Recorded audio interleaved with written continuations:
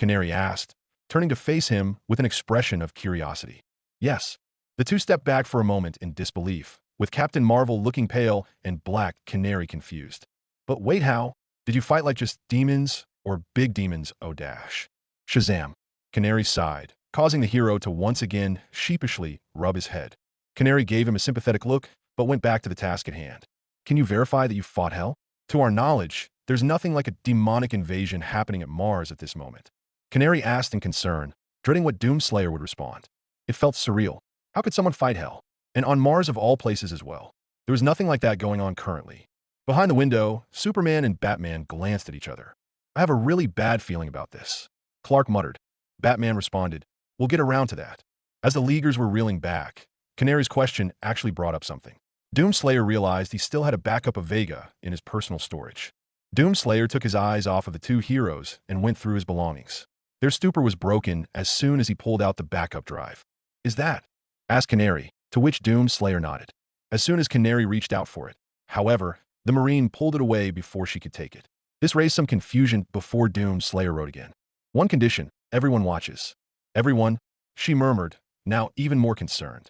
Batman and Superman in the back were similarly worried, both of them looking agitated and worried respectively. Canary seemed to glance back at them, staring at the blank window. A beat of silence where Captain Marvel whistled awkwardly as they waited for a response. Bats? Superman asked. The Caped Crusader pondered silently until he spoke. Gather everyone into the main hall. Main hall. Doomslayer placed his back on the wall as he waited for every single member within the watchtower to meet in the hall. It had taken only 10 minutes before Batman reappeared. His eyes scrutinized his appearance, suspicion and skepticism crawling in the latter's head. Doomslayer silently scoffed at the detective, but said nothing of it. It's time, Batman stated. Doomslayer pulled himself up and followed the man. The main doors to the hall opened, revealing several superheroes turning as both men entered. A mix of curiosity and suspicion flooded the room. Some, like Superman and Canary, were welcoming, seeing the good aspects of the new arrival in the aftermath. Others, like Aquaman and the Lanterns, were wary of the foreign element in the League. Aquaman, especially, after he received a new scar on the side of his head courtesy of the Slayer. Batman, Wonder Woman was the first to address. Is our new friend willing to comply? The Amazonian eyed the Doomslayer with a critical look. Despite everything settled, she was unnerved by the intensity he excluded, and she could practically smell the gore and blood wafting from him. Whoever this man was, he has killed many people, or many things. It is, Batman said gruffly. This is the Doomslayer, as he calls himself. The Leaguers were all silent, an awkward moment where everyone glanced at each other. Green Arrow stifled a chuckle, but a swift glare from Batman, and the Archer was back to sitting at attention. But he wasn't the only one. Doomslayer was a peculiar name. Batman stayed silent, his face as still as stone, however, as everyone continued to murmur. The Doomslayer stood in silence, arms crossed, unaffected by the many stares directed his way. Parallels were drawn between the two quietly brooding figures, yet no one ventured to remark about it. On March 10th, at the Gotham City docks, Robin and I were in the midst of breaking up an arms deal supplying Bialia when we were intercepted by Deathstroke. Batman stated, causing everyone to quiet down and listen. Robin was incapacitated. His tone became as cold as ice, making those listening shiver slightly. Deathstroke and I fought hand-to-hand combat when we were interrupted by our anomaly, the Doomslayer. They all turned to the Marine in question, heavily armed, armored, and with no qualms of using excessive violence at all. The Justice League had already known that. And you're letting him free? Without handcuffs? Flash brought up, exasperated by Batman's decision. The others were in agreement. However, some waited for Batman's explanation. Superman came forward, calmed the crowd. We understand your concerns, Flash. The same goes for all of you, he assured. However, we have discovered recent evidence that may show a different perspective. More murmurs followed. There was doubt on everyone's minds. We have reviewed his behavior and are willing to present such evidence, he said. A sense of unease followed. Though I should warn you, it's not pretty. With Superman done, Doomslayer was cued in and presented the hard drive. The drive was nothing that Batman hadn't seen before.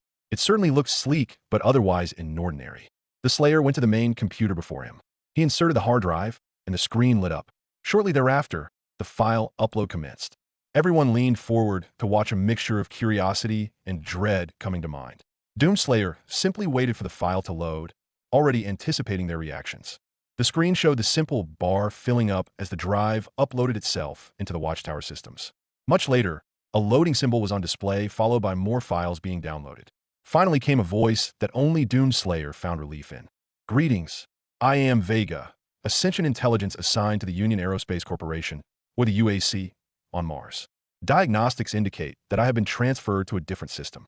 Although I am not yet familiar with this system and cannot assist, due to compatibility issues, it is sufficiently advanced for me to navigate through the servers with relatively minor issues. Many of the heroes were surprised by the voice, noting how user-friendly its tone was. The Marine, though, felt a wave of relief to see Vega alive and well. A beeping noise followed as Vega turned his attention to a familiar face in the room. Greetings, Doomslayer. Designation: DM1-5 on UAC records. How may I be of assistance? Doomslayer smiled under his helmet, seeing the AI fully functioning again. Batman, however, cut off and interrupted the short reunion. Vega, I require archival footage of the Mars invasion, he stated, getting straight to the point. Doomslayer tensed at Batman's tone. His fist clenched, and the atmosphere grew tense. The League had taken notice and was on high alert. Green Lanterns, John Stewart, and Hal Jordan had their rings at the ready in case a fight broke out. A hush fell as Vega recognized the Cape Crusader. Identified, Batman. Designation: 02 on Justice League archives. Permission granted. The AI soon uploaded and replayed footage of the Mars invasion. Everyone watched as soon as the videos began. It starts mundane and innocent, with no signs of any demonic presence. Many within the League were suspicious of the innocuous scene, and only then were they proven right as a few seconds pass did the carnage erupt. The calm was a deception, one that lulled them into a false sense of peace. In moments it was anything but that, as demons suddenly flooded into existence. Horrific creatures born for wickedness and malevolence. They had no love in their hearts, no empathy, no understanding for anything but bloodshed. The various demon breeds massacred the inhabitants in but mere moments. Gone were curious stares or uneasy looks of concern. Now everyone had a mirrored look of disgust and horror as they watched the slaughter. They watched as imps tore screaming scientists one limb at a time until they were disembodied torsos. Others were disemboweled by the bigger breeds of demons or incinerated by hellraisers. The soldiers guarding the facility were slaughtered, having not been trained adequately enough to deal with a situation such as this. Some, however, began to go even beyond that, twisting and molding into horrific amalgamations of metal and flesh. They became possessed, joining in on the slaughter as their weapons and armor fused with their bodies, and they became enslaved. Captain Marvel and Canary seemed sickened, while Batman's expression became even more grave. Superman stood to the side, looking on with faint unease. Behind them, the rest had varying degrees of horror. Wonder Woman had seen plenty of horrific acts committed by man in her longevity, but nothing so depraved as to what happened to these people. Hal Jordan and John Stewart had that same opinion, having served as a combat pilot and Marine respectively, and seeing the dark side of humanity. Martian Manhunter, Flash, Green Arrow, Aquaman, and many others watched it all in dread and disgust. I think I'm gonna...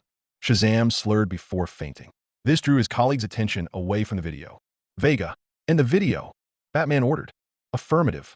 The AI stopped immediately while the Leaguers attended to their friend. Doomslayer simply scoffed beneath his helmet. Pussy, he thought. Batman spared a glance back at the others. Someone get a chair and grab some water. Canary called out. On it. Be in a flash, said Flash, running out and back into the hall at high speeds. The others were deeply concerned for the hero's save, for a few others watching the screen. What the hell happened? Wonder Woman asked, still reeling from horror. Identified, Wonder Woman. Designation, 03. The footage you are seeing takes place in the UAC Lazarus facility. In context, a demonic invasion had occurred within the facility. All of its staff members were slaughtered within. And then on, so were the other facilities. Much of the footage was recorded prior to the containment. Hold up a moment. Flash interrupted. Demonic invasion? You're telling me demons were involved? As in demons from literal hell? Like in the Holy Bible? Identified, the Flash. Designation, 04. That is correct, despite disputes of its authenticity within the UAC's scientific community. Vega answered. Most of the heroes watching were in a complete uproar as the existence of hell became known.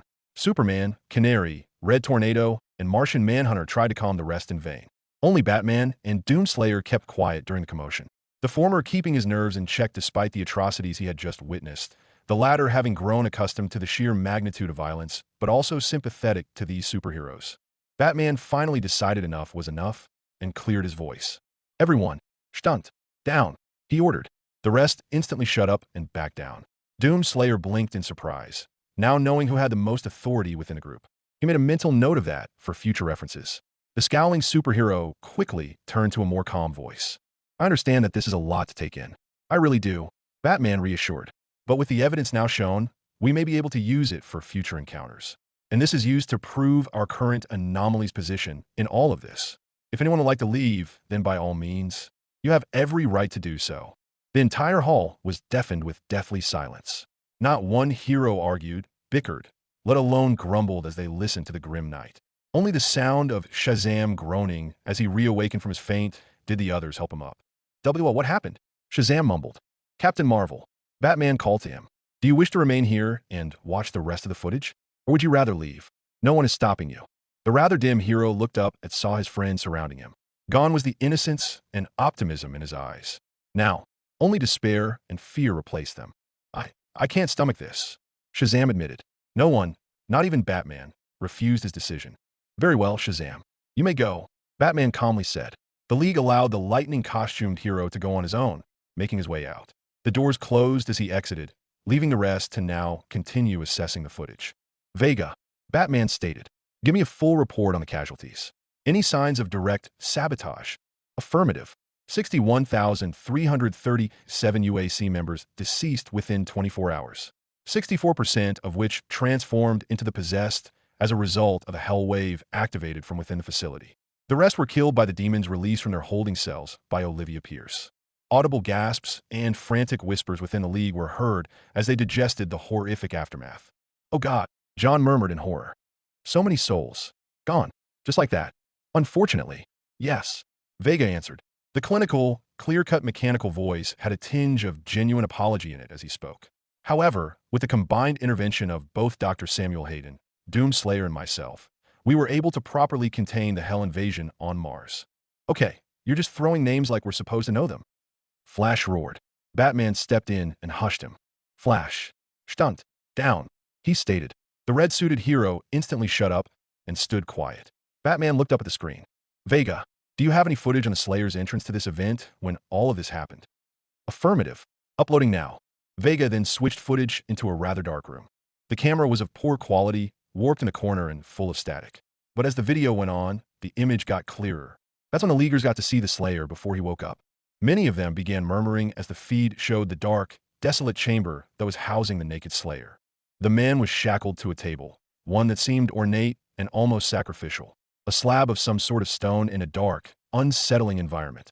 He was without his armor, yet he did not look any less deadly. Despite his face being obscured at a different angle, his muscles were absolutely massive, bulging with strength and vigor, even as he was seemingly asleep. The shackles were wrapped tight and massive, but they seemed puny to the man. Only then came a sudden flash and shudder, the camera blacking out momentarily before turning on again. The Leaguers watched on anxiously and with disgust as they now saw the various possessed shambling around. Moaning, twisted, wretched beings of corruption and mindless hunger. They were all drawn towards the only living, pure being left. The Doomslayer, who was naked and shackled to the table. But to their astonishment, they watched as he woke up and without any hesitation, began to growl angrily like an animal. With titanic effort, he tore his shackles free, grabbed a nearby possessed head, and crushed it against the slab he laid upon. The feed was grainy, but there was no mistaking the brutal act. Flash and Green Arrow alike had green faces and made gagging noises while the rest had expressions of utter disgust. They observed the Doomslayer tearing off the remaining chain, leaping from the slab, and seizing an energy pistol. Each shot drilled into the possessed in the room with unerring accuracy. The entire sequence unfolded in what might have been less than 5 seconds. With the threats dealt with, they then saw the Marine inspect the pistol with an analytical eye. Besides that, he looked around and saw a panel to another room. Pressing on the screen, something happened. A hologram appeared around the slab the Marine was prior, showing UAC staff members kneeling and chanting something inaudible, with one walking in the room, circling the tomb. Doomslayer recognized her as Olivia Pierce. Though dead, he held nothing but disgust for that woman, second only to Hayden, even after putting a BFG round to the face. We have to contain this, she said in the video, the hologram shutting before any of the Leaguers could ask. The scene was then cut to Doomslayer heading to the other room, where the JL recognized its formidable appearance. The Praetor's suit. Grabbing onto it, the camera feed then went out before any of them could glimpse the suit up. Moments later, the feed returned. Doomslayer was now decked out in his armor and looked at his helm, gently swiping a thumb over on that red mark of his before putting it on. The camera now transferred itself within his helm, giving a full first-person view from his viewpoint. They see him at another panel displaying Demonic Invasion in Progress in all uppercase. That was ignored as he clicked on Status Report, only to show an error with only one satellite down at the time. It directly pinpointed him to a power node, however, citing the issue from there. A notification suddenly came up on screen, and only then was Dr. Hayden properly introduced. Welcome. I'm Dr. Samuel Hayden. I'm the head of this facility. I think we can work together and resolve this problem in a way that benefits us both.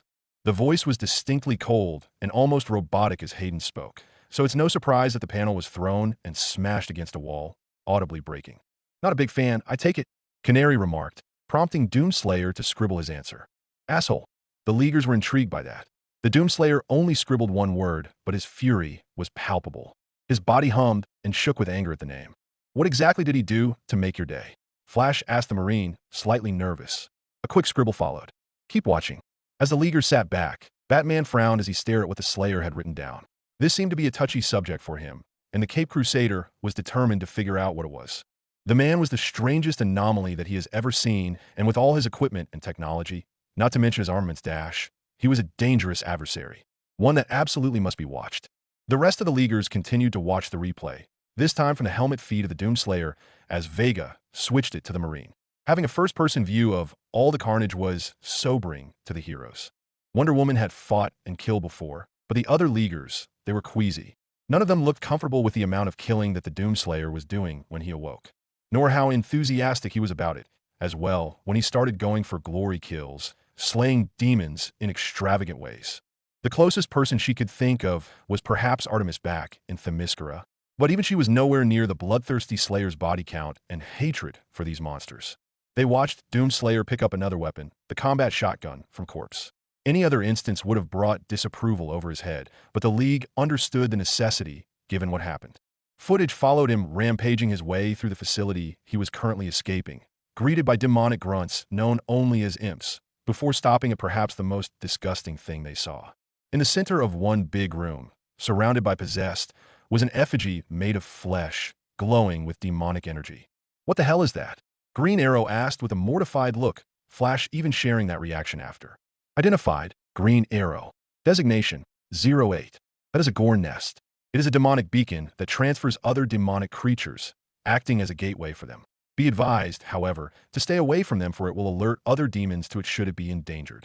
As if to go the opposite direction, they then watch the Slayer pull out an organ out of that thing, much to their disgust, with exceptions present. Following this, they saw the Slayer hop around and killing the bastards like some horror film slasher. The whole thing ended rather quickly, unsurprisingly, and saw another hologram of the woman before.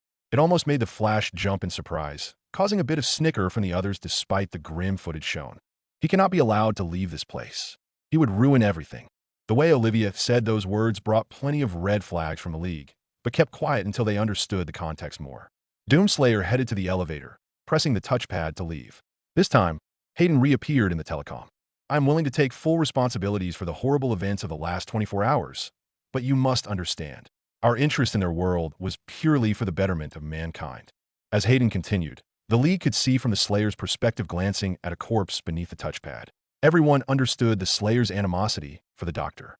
Hayden continued monologuing more about his reasons, with Doomslayer cracking his knuckles with the glove still on, getting angrier with each word coming from Hayden. Everything clearly has gotten out of hand now, yes, but it was worth the risk. Yes, you. The touchpad was then smashed instantly by Doomslayer with such anger in that force directed into it. The League was a bit unnerved by his attitude and strength. Many of them felt like he was a moment away from going berserk, but when they turned to look at Doomslayer in question, he was deathly still. Not even a twitch of the muscle. Somehow, it was even more unnerving as they watched the contrast between the one before them and the one they were looking through the eyes of. The rest of his journey wasn't much better, being fraught with further bloodshed and mayhem. Still, as a bit of a reprieve from it all, Wonder Woman spoke up. So, you were definitely telling the truth. Hell, the demons, and the invasion of Mars. All of it. A somber look was etched on the proud Amazonian, many of them sharing the same look as her. Doomslayer's only answer was a simple nod. It appears to be the case.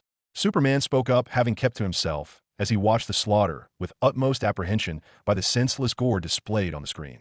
What we are seeing now proves the existence of hell and the invasion that followed, one that has yet been set in stone.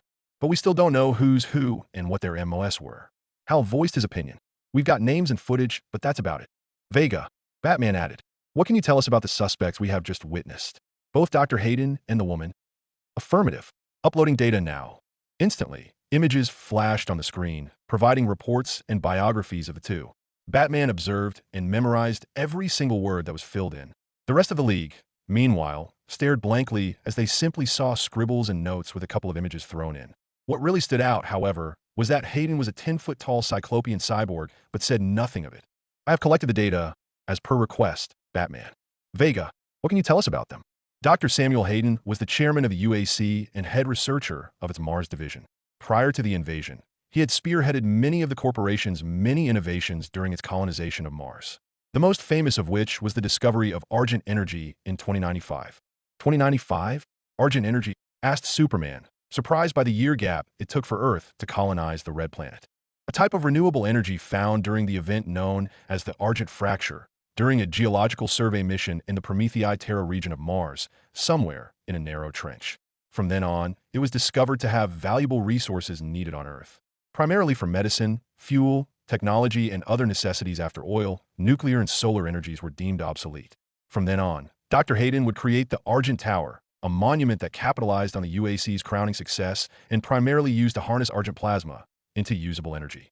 During this time, however, Dr. Hayden was diagnosed with stage 4 incurable brain cancer, with only 6 months to live. Fortunately, the doctor had worked around this grave health matter by investing in cybernetic transference. With what little time he had left, Dr. Hayden was able to transfer what was left of his brain, cancer-free, and into the cybernetic framework he had personally designed, becoming the first cyborg in Earth's history. The AI again showed the image of the doctor in his titanic, cybernetic form proudly stand amongst possibly high-profile scientists. Many of the heroes within were impressed by the technological feat. The Flash whistled in admiration of the doctor's bona fide cybernetic body replacement. Wow, that is impressive. Flash complimented. But what does this have to do with the invasion? Correction. It has everything to do with the Hell invasion. Vega corrected, causing much of the League to froze and anticipate a dark revelation.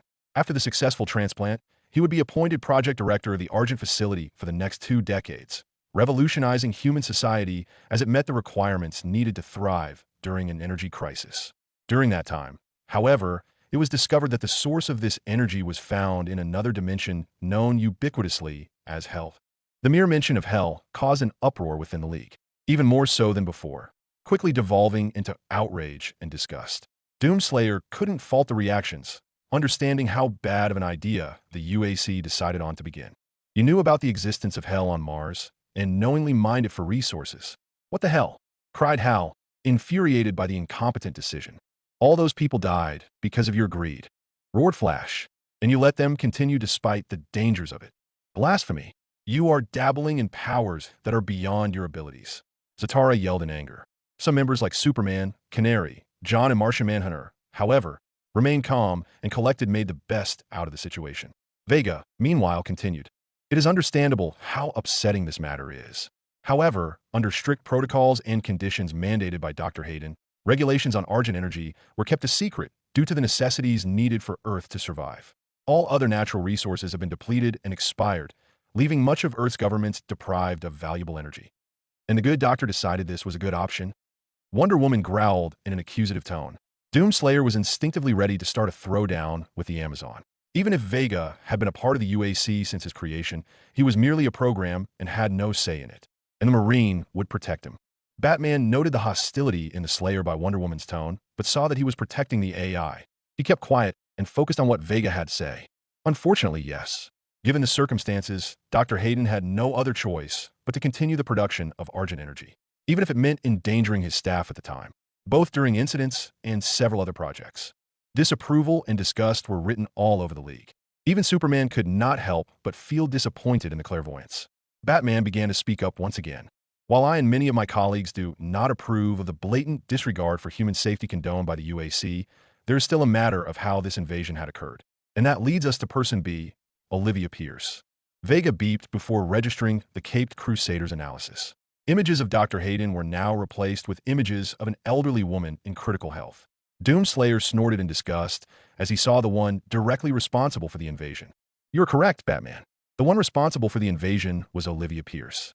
Dr. Pierce was the head of biochemical research at the Argent facility and was a former protege of Dr. Samuel Hayden for the Lazarus Project. Sponsoring her as received high honors in biomechanics and genetics at the top of her class at Strasbourg. A few months after arriving, Dr. Pierce was diagnosed with acute idiopathic scoliosis, but had undergone experimental cybernetic augmentation. Several months in seclusion after, she returned fully augmented with an exoskeleton grafted into her spinal column and continued her research within the UAC Mars division. However, sometime in the late years since her induction, it became clear that Dr. Pierce was growing unstable and lead to some rather horrific behaviors, such as a cult of personality, human sacrifices, and illegal experiments within the UAC staff. The AI immediately pulled up images of some horrific projects within the Lazarus facility. One instance was the Revenant Project. A video detailed a man undergoing the process, specifically having his flesh removed and organs exposed, all while screaming, presumably without anesthesia. This was enough to have most of the heroes running out of the hall, screaming and vomiting ceaselessly from watching. Few even fainted from the shocking footage. Batman, in a rare moment of shock, broke his composure and panicked. "Vega, turn it off. Now!" Batman yelled. The video immediately closed, and the rest gathered their bearings. Many had grown sickened by the UAC's immoral and depraved projects and wished to leave. The Slayer understood how disgusted and traumatized they were from watching it. Even he can't help but pity their reactions. Yet, it was quite clear from said reactions that they were not wholly prepared for such an existential threat. Even the one called Batman broke fast watching the footage. The Dark Knight quickly regained his senses, albeit troubled from the videos. "Recess," Batman said quietly. None of the heroes hesitated and quickly removed themselves from the entire hall. Only Batman, Superman, Wonder Woman, and Doomslayer remained. "This is much more dire than we thought." "Dire," Wonder Woman retorted. "We just saw an entire facility get massacred on tape. Thousands of lives were slaughtered senselessly by those demons. We need to take action." "Diana, please." Superman stepped in. "I'm just as shocked as you are. Horrified even. But if Vega's words are to go by, the crisis had been averted. For now," Batman added, which brings us to another topic at hand. All three instinctively turned to the other person in the room. Doomslayer had stared back at them as he listened to them. His visor was shrouded in darkness, causing great disturbance and unsettling shivers on the three. "I can hear you," he wrote. This greatly distressed the three as they read that scribble. Superman was the one to approach. "I don't know who you exactly are, save for the videos," he started, uneased after witnessing the Slayer's brutal methods. "But the Justice League and I are grateful for your actions." What he received was a shrug from the Marine. There was a sense of indifference vibing off of him, causing raised eyebrows from the rest. "Not a people person," Superman said audibly. "Got it. No surprises there," Wonder Woman remarked. "He's a soldier. Complimenting unfazes him. I've met warriors like him who care about what happens in the moment of battle than it is in peaceful times, which still makes him a suspect." Batman grimaced, causing the other three to look back. This time, Batman braced his nerves as he faced the Slayer. "There is still much to be reviewed, and until then, you are under surveillance." Both of his colleagues were mortified at the statement he had given out. Slayer, on the other hand, scribbled, "Don't care. Stay out of my way." Batman narrowed his eyes in kind. The animosity was beginning to grow between the two. Superman stepped forward, breaking tensions. "Okay, let's keep it down," Superman coolly said. "Let's just wait this out until everyone is back and ready." Mostly. Before any could respond, Doomslayer approached the main computer and tapped onto the keyboard. Vega was immediately transferred back into his hard drive. "What do you think you're doing?" Batman questioned. Another scribble came. "Vega's safe with me. Don't trust you." The three were stunned by the distrust directed at them. "Whoa, let's be friends here," Superman reassured. "No one here is harming you." Instead of another scribble, the Slayer simply pointed directly at Batman. Both of the latter's colleagues saw what he meant, but completely understand why. Batman bristled inward, but kept a stoic face. "You are withholding evidence from us." "For now," the Slayer wrote. Before Batman could respond, Superman quickly interjected. "All right, you can keep a drive. But once everyone's back, you'll have to share again." "Deal," Superman proposed.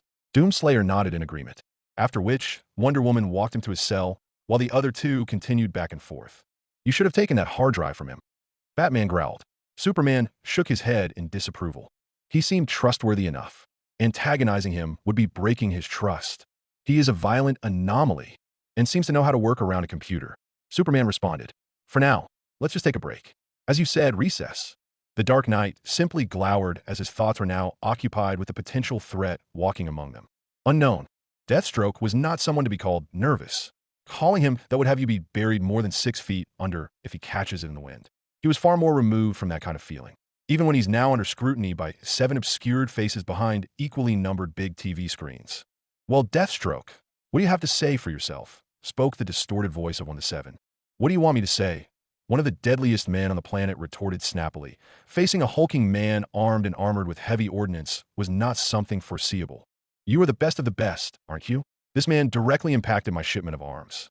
This is a travesty, another voice said in anger, causing Deathstroke to sigh inwardly. Another voice, however, spoke up, cold and calculating. Tell me, Deathstroke, who is this adversary of yours? The man in question simply folded his arms, shrugging them slightly. He was superhuman, armed to the teeth with numerous cutting-edge weaponry I have never seen before. His armor was nigh impregnable. My weapons barely got through to him.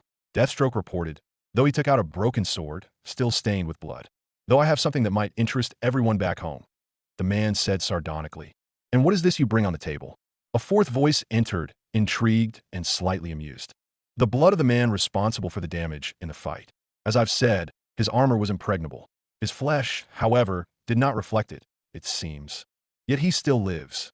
The second voice added, anger barely constrained under that feminine voice. A mirth chuckle escaped the mercenary's voice. Even I agree with the frustration. Aim for his neck, even. And yet, not even that could put him down. An eerie silence deafened the room. Deathstroke could tell that there were questions floating around in their heads. Understandable, given the current situation. The third voice erupted. Do we have any other information on this particular anomaly? Sources? Try the news channels. Deathstroke sardonically replied. He had half expected to be lectured, but thankfully they went through his suggestions. Instantly, the TV channels were flooded with images of the event not long ago. News reporters swarmed in on the scene in the Docking Bay area. Many waited until a figure appeared. It was not a member of the Justice League that appeared, but the man held responsible for the destruction of the cargo. His suit of armor and intimidating figure practically attracted the reporters like fish bait as they got up close and personal. Several of the Lights members dropped whatever disappointment they had for Deathstroke, as all were intrigued by this new entity. Yeah. Well, almost everyone. The sudden screaming from one of the Light caught the rest by surprise and disoriented them briefly before his channel turned static. What was that? One of them asked. I believe our resident trickster has decided to take immediate leave from our current meeting. Shall we retrieve him? I think it's best we just let him leave to his own devices. Let him have a breather. The fourth answered, having an ever so calming voice to hide that slimy personality of his to alleviate tensions. However, it appears Deathstroke was right about his new playmate. Seems we have a wild card among us. And a face I'll remember to burn. The second snapped. We will settle that dispute for another time. One of them replied. L1, do you have any course of action regarding this man? There was only a lengthy, dead silence from the third voice. For many of the Light, this seemed rather uncharacteristic of L1 to go silent, which drew a lot of suspicion on him. L1, I ask what is the next step in countering this individual? Nothing. There was a beat of silence as everyone stopped to ponder on his vague orders. There was a range of confusion, but before they can continue, L1 elaborated. We will do strictly nothing at this point. Is that understood? The voice said, nothing will be done without my say-so. This is a delicate situation that needs to be handled with utmost expertise. There was some bickering and grumbling, but none of them seemed intent on antagonizing their fellow. Instead, they watched as his silhouette seemed to struggle with himself. Deathstroke, bring me this blade immediately.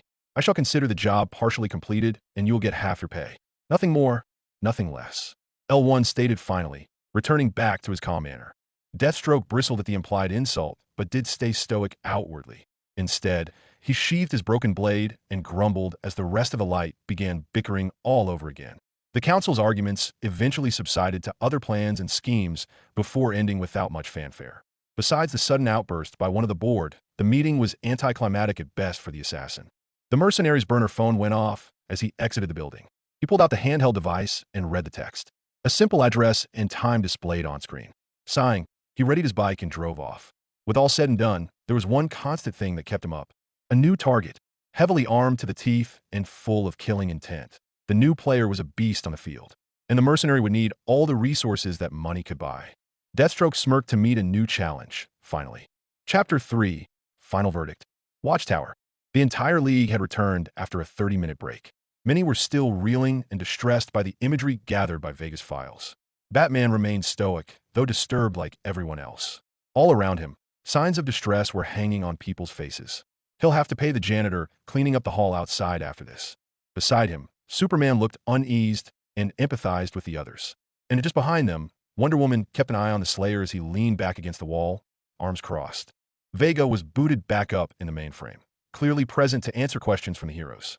Batman cleared his throat as he made his announcement. Before we begin, I am glad many of you are holding up in spite of the gruesome evidence. If you wish to leave, then by all means. Only silence echoed after a solid minute. Doomslayer noted the conflicted emotions visible on everyone's face.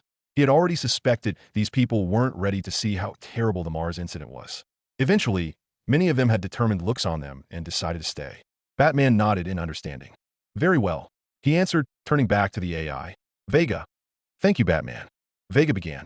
I fully acknowledge that much of the recordings at the time are disturbing. However, what you see is entirely accurate of what had happened in the Mars facility. Then why? The speedster cried out. What was the exact purpose for all those experiments? Clearly, those bastards were doing it for kicks. There was leveled anger growing in his voice, and many others were in total agreement. Vega, as usual, tried his best to answer. At the time, the UAC had proposed several projects leaning towards warfare and combat purposes. In hindsight, however, it appears that this was a ruse to prepare an invasion. Let me guess, Dr. Hayden let it grow? Like every other decision made within the UAC. Canary sarcastically remarked, having grown disdain for the doctor. Unfortunately, that was the case. Vega answered. A collective groan was heard amongst the superheroes. However, Dr. Hayden had reservations about Olivia Pierce's malpractices and was prepared to resign her until she started the invasion. So what? She made a deal with the devil. Flash asked, to which Vega responded, to everyone's shock, correct. Seriously? Just like that? Flash noted in surprise. Doomslayer pulled out his board and scribbled. Power drives people. The Justice League had a collective facepalm as they went down the UAC rabbit hole. Okay, Superman started, absolutely repulsed by the UAC, like everyone else present. So let's review the whole thing. So, in the future, humanity is going through an energy crisis, and they resort to mining a new energy supply that is discovered on Mars. Except said energy supply also comes from a dimension that is literally hell, but continued excavations despite the risks to its staff, which lead to some parts of said staff committing heinous acts of human sacrifice and illegal experimentations, which finally resulted in a demonic invasion on Mars, leading to the death of several of the company's staff. A rather compressed version of the story, but yes. Vega agreed. As Batman was prepared to ask more, Martian Manhunter raised his hand. Identified. Martian Manhunter. Designation 08. What is your question? Please, Vega, just Martian Manhunter is enough. No need for the formalities. The Martian spoke. And my question is regarding the whereabouts of my people. Given what information was offered, there is no mere mention of Martians. And, out of concern, my people were not wiped out, were they? Having brought this up, it had now occurred to the Justice League that none of the Martians causing much fear and concern. Vega, meanwhile, briefly stopped and collected data from the Justice League archives. The AI returned with new information. After collecting data from your archives and cross-referencing your account, I can safely say that this is not the same Mars I am speaking of. Rather, a different version of it. Martian Manhunter felt relieved to know that his people were not in danger, though a little depressed to know there was a planet without Martians. This, however, lead to another question brought up by Flash. Wait, you're saying this is a different Mars? As in from an alternate timeline? Correction. The proper term would be alternate dimension. Vega corrected. As I was gathering data from the UAC archives, I've also collected your Earth's history and noticed peculiarities that do not match up with the version of Earth that I originated from. So, I'm not a time traveler, as in literally someone from another universe? Like Doctor Who, Green Lantern said in exasperation. This prompted another colorful response from the Slayer's scribbles. With guns, yes. More murmurs followed, astonished at the information now given. At the back of Superman's mind, he had given thought to perhaps meeting someone who was in a similar situation. Correct. It appears that the Slayer and I have jumped across dimensions and stranded in your version of Earth. Speaking of, the Robin Hood-esque hero mentioned, pointing directly at the Marine. What's this guy's story? Everyone looked at Doomslayer as he had now become the main attraction again. What do you mean? His wife asked, not understanding his question. We just saw footage of him. Well, yeah, but that's just it. Green Arrow replied. All we know is that the dude woke up buck naked from a sarcophagus, smashed a zombie's head with his bare hands like some alarm clock, and has a rather unhealthy manner of killing demons like some horror movie slasher. And we still have no idea why he was there to begin with. Green Arrow's explanation dawned upon everyone just the absurdity of Doomslayer's existence, prompting Batman to investigate further. Vega, can you pull up existing files of Doomslayer? We need all the information provided. Instead of answering the hero, Vega instead began conjuring up pictures and data regarding the Doomslayer. Doomslayer, Doom Marine, DM1-5, Scourge of Hell, Hellwalker, Unchained Predator, and numerous other epithets. Wait, Doom Marine? John puzzled. This man is a Marine? From what we uncovered, correct. Many had a rather noted look of surprise as they turned to the Marine. Dishonorably discharged. He scribbled. The League wondered what had gotten him a dishonorable discharge, but his recorded martial abilities were proof enough to dissuade any skepticism. John scratched his chin and considered perhaps speaking with him later. Having that cleared, slides began being pulled up, with images of Doomslayer facing ferocious-looking demons. As Vega sent in images and texts found from the archaeological digs, the Leaguers were shocked by how old most of them were. Batman and Wonder Woman, especially, were instantly absorbed in the details provided by the AI, curious by the plateau of information despite the limited sources the AI uploaded. These are way older than I thought. Even before our time, Wonder Woman critiqued. Batman himself was deeply invested but kept the knowledge to himself. Batman spied them instantly, while the other Leaguers only caught on after a few moments. But that's impossible. How come Doomslayer is here when all these pictures show him in the exact image of himself? Flash pointed out, raising the ire of the Leaguers as they gazed at Doomslayer more suspiciously and in confusion. The Doomslayer's origins are shrouded, for a lack of better words. There is not much known about him other than the collection we have gathered. Attempts to gather from the source have been less than satisfactory. Only records that existed at the time were found in the excavations on Mars. What is consistent, however, is that the texts accurately detail the exploits of the Slayer, presumably dating back even before the first humans had existed. Perhaps older than that, even. So we got ourselves a living fossil with us? Green Arrow spoke in astonishment. Correct. The Justice League looked back at the armored man. He didn't seem at all aged and was practically in physical peak. So, he's got to be a bajillion years old beneath that helmet, right? Flash assumed. He could be immortal. Wonder Woman pointed out. No one is able to kill those demons without being in his prime. Possibly a metahuman. Batman added.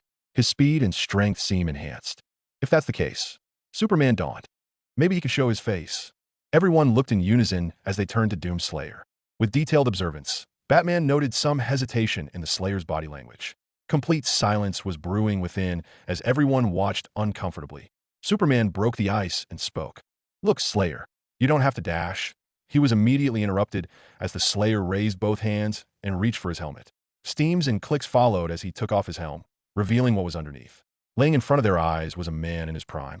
A face with sharp features and prominent chin, dark brown hair shortened to a crew cut, and olive green eyes that pierced into everyone's souls in a fixed glare. The final gaze was particularly haunting, capturing everyone's attention more than anything else in the world. It was a 1,000-yard stare that bore witness to a lifetime of conflict and carnage. To seasoned warriors like Wonder Woman and John Stewart, it confirmed their suspicions, yet they never fully grasped the intensity of his look. For pacifists like Superman and Canary, it was the sight of a man shattered and reshaped into something far more unpredictable.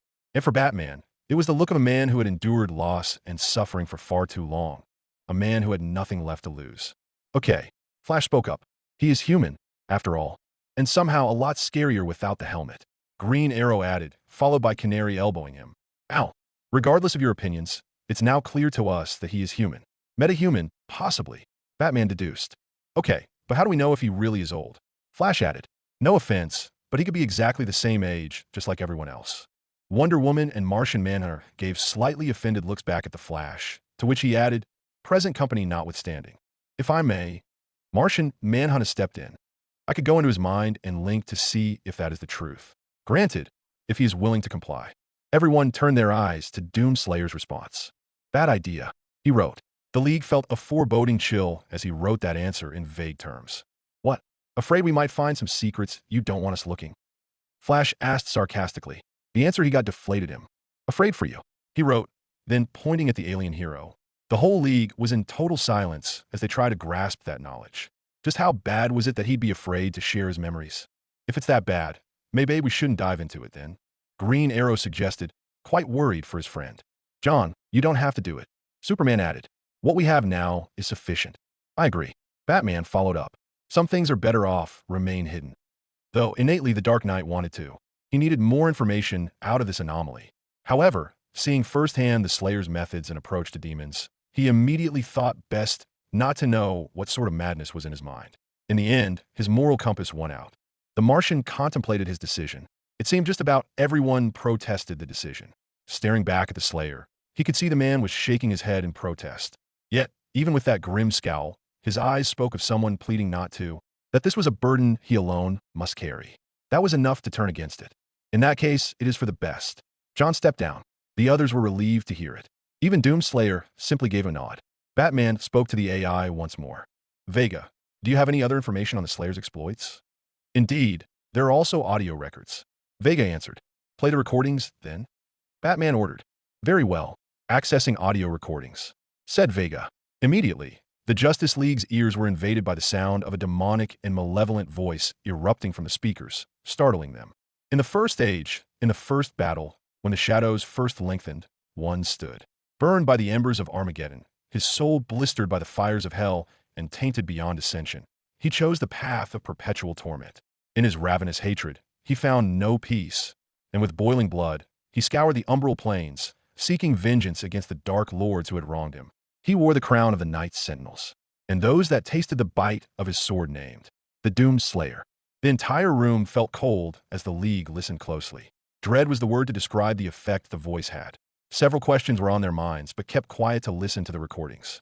The voice continued to narrate the story of the Slayer, retelling the man's legend like some apocryphal epic. It regaled angelic beings called Seraphim, and how they blessed the man with unimaginable power in his crusade against hell, and an unknown individual known only as the Wretch, who had forged the armor the Slayer was now wearing. The more it spoke, the more it became clear to everyone that this wasn't just some legend being retold to mortals. It was a warning to the demons that stood in his path. It wasn't about a man who fought alone against the legions of hell. It was a story of hell keeping him away from them. With each word, the voice detailed some ridiculous lengths no sane man could have gone. One instance came in the form of a demon called the Great One, a champion of sorts that fought the Doomslayer in an unknown battle. And with great despair, it spoke of the Slayer's victory over it. Many would have scoffed at the tales were it not for the proof they witnessed, and hearing it destroyed any doubts they had of the Slayer. Eventually, the story concluded with an entire mountain dropped on Doomslayer. Many were stunned that the demons, in their desperation, decided to just drop a mountain over the man in order to stop him was rather overkill. They dropped a freaking mountain on you? Flash floored, his colleagues in equal amounts of shock. Didn't stop me. Doomslayer scribbled. The League had to take a moment and mumbled amongst themselves, trying to piece together the Slayer's feats. End of recording. Vega announced. Vega, is there any more of Doomslayer's exploits? Batman asked. I'm afraid not. The only proof as of now is the video recordings during his mission on Mars and files documenting his unknown origins. Send the files to me. I will look into them. Batman requested. As for the videos, the Dark Knight looked to his League. Many of them dreaded the thought of watching the Slayer's onslaught, and Batman could see they weren't as prepared. If any of you wish to leave, feel free. I will not keep you here to watch the rest of the footage. Batman suggested. Many looked to each other. Doomslayer observed, again, the conflicted thoughts on their faces, but ultimately steeled themselves. If it means to understand a possible existential threat, I will watch if only to inform the Green Lantern Corps. So will I. Hal Jordan and John Stewart stated. My sisters in Themyscira must know of this threat. They must be prepared, said Diana. And Atlantis will stand on guard, added Aquaman. My people on Mars will investigate and monitor any signs of a demon incursion. John lastly said. Following this, more of the Leaguers agreed. With the League in unanimous agreement, Vega resumed. Hours later, it took some time to get used to the gore put on display. However, the League was a bit more prepared. At best, many of them cringed in distaste at the number of glory kills in such creative manners. They never thought it would be possible for a zombie to have his head stomped with his own leg attached. It was like watching from the perspective of a superpowered serial killer. The only reason they didn't prosecute the Slayer was that all of his victims were demons. And given how the latter committed full-on slaughter on the facility, there were no tears shed. Doomslayer, meanwhile, was completely unfazed by his own perspective. And while he wouldn't call himself a vain man, he did appreciate his own work. From right where the last video left off, not a single moment was spent with the Slayer rampaging his way throughout the facility. Everywhere, The Slayer's perspective was fraught with action and suspense. About everyone was on the edge of their seat watching the recordings like an action film. It was definitely not out of place in a summer blockbuster film. The Doomslayer even had the hallmarks of a stereotypical action hero. Add some one-liners, and he would be up there with Sylvester Stallone and Arnold Schwarzenegger. Few of the heroes even got a kick into the clips, though not admitting it in morbid fascination. The only parts that weren't so horrifying were surprisingly the little figurines scattered throughout the facility and collected. This threw the Leaguers off the loop, with some like Green Arrow and Flash snickering before the Slayer's baleful gaze turned to them. As it is, they remained silent, observing the recordings. Dr. Hayden, the CEO of UAC, made his presence sporadically. Though the impression he had made upon the League was dampened by the fact that he had knowingly allowed Hell to invade Mars in order to mine Argent energy, the reasoning behind his actions spread a lot of doubt and reluctance in denying the importance of Earth's survival. Hearing the anguish the cyborg was giving just as Doomslayer smashed the Argent filters was not as satisfying as most would have expected. On the other hand, they couldn't really blame the Slayer's actions for doing so. Who was right and who was wrong, despite the apparent pointing to the Slayer's direction. In this event was a debate for another time.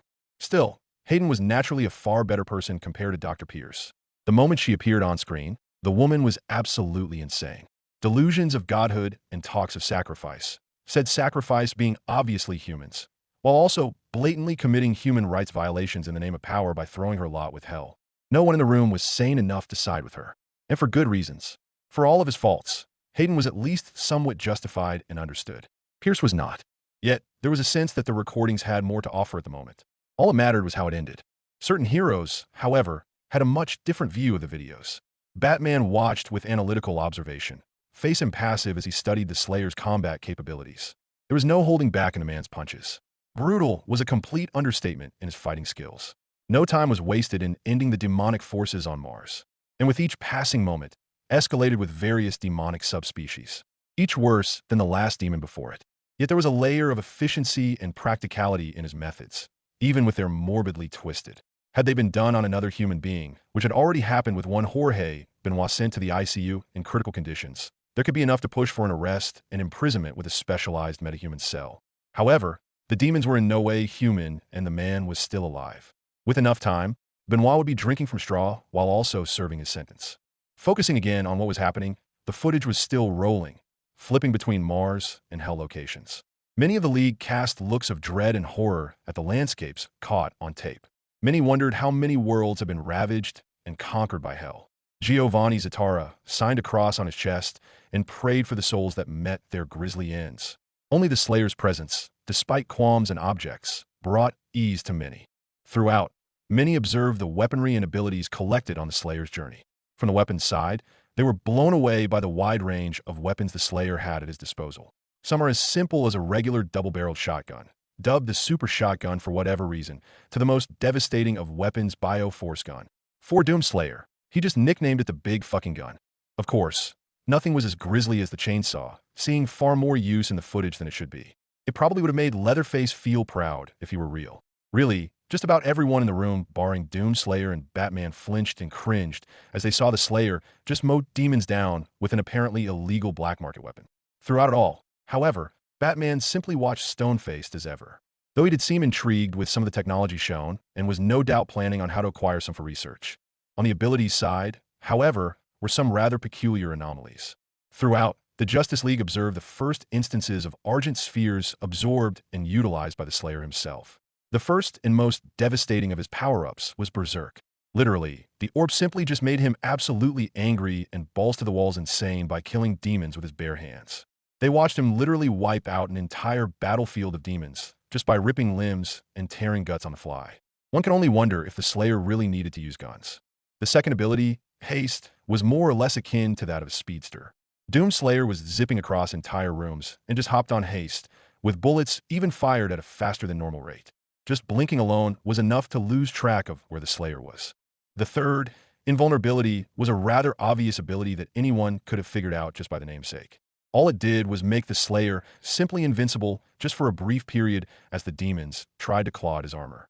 Not that he wasn't already, just fast and agile on the battlefield. The final one, Quad Damage, was rather unique amongst the Argent orbs. It boosted the Slayer's damage by fourfold, allowing him to annihilate his enemies in quick succession and giving him added firepower to his already deadly arsenal. Batman mentally took note of this, theorizing that the Slayer is beyond a metahuman and perhaps something else akin to something supernatural perhaps. A god isn't out of the question considering the existence of Diana as proof that magic existed, though confidential for the most part. Still, you would have to bring this up in the next assembly. As the video progressed, a few of the Leaguers got up and requested to leave temporarily for a break. There was only so much blood and gore and sheer mayhem they could handle. Some were left with queasy stomachs and green faces. Others with thoughtful faces and minds clouded with worry and fear. Some, however, stayed still and watched on. This was a threat, a massive one that could become apocalyptic. If there was a chance this reality would follow the Doomslayer, the Leaguers would need every advantage necessary to defend the world. As the few who stayed all the way, a poignant scene had come up. Before it, they had gained knowledge of an artifact known as the Crucible, a strangely demonic-looking key, presumably, that had an impact throughout the Slayer's adventure. Now, though, just right after executing the last of the Hell Guardians, the third and final having its parasite torn apart with bare hands, Doomslayer retrieved it, and a peculiar sight appeared on the screen. 5 ghostly apparitions appeared before the Slayer. They had worn armor unknown to any of the League, yet bore striking resemblance to that of some sort of medieval knights and crusaders.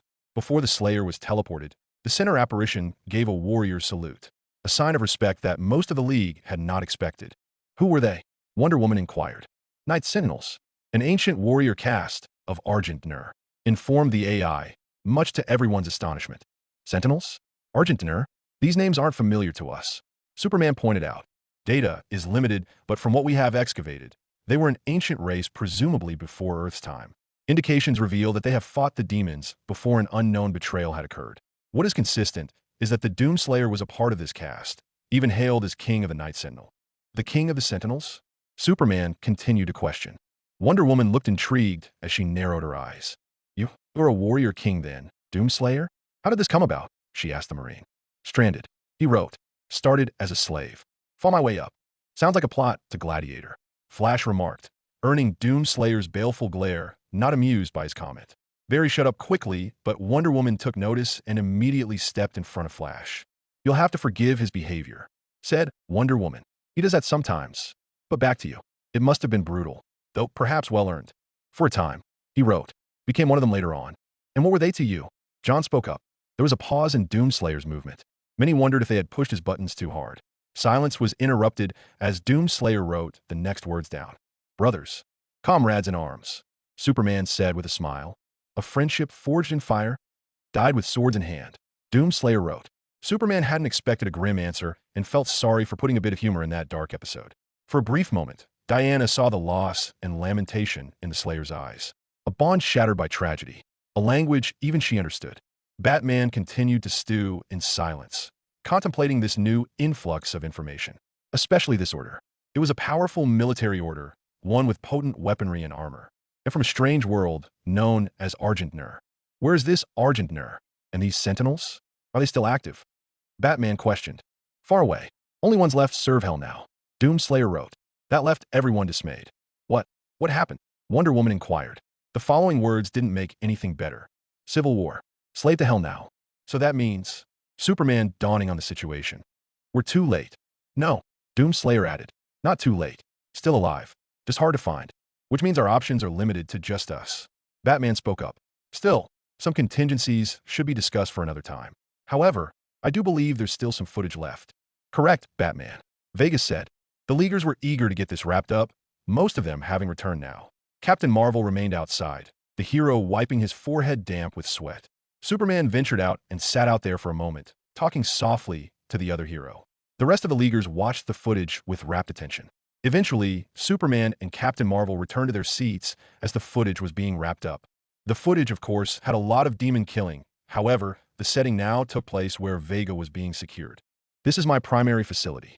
A recorded version of Vega said, it is where I was created and where my core processing unit is maintained.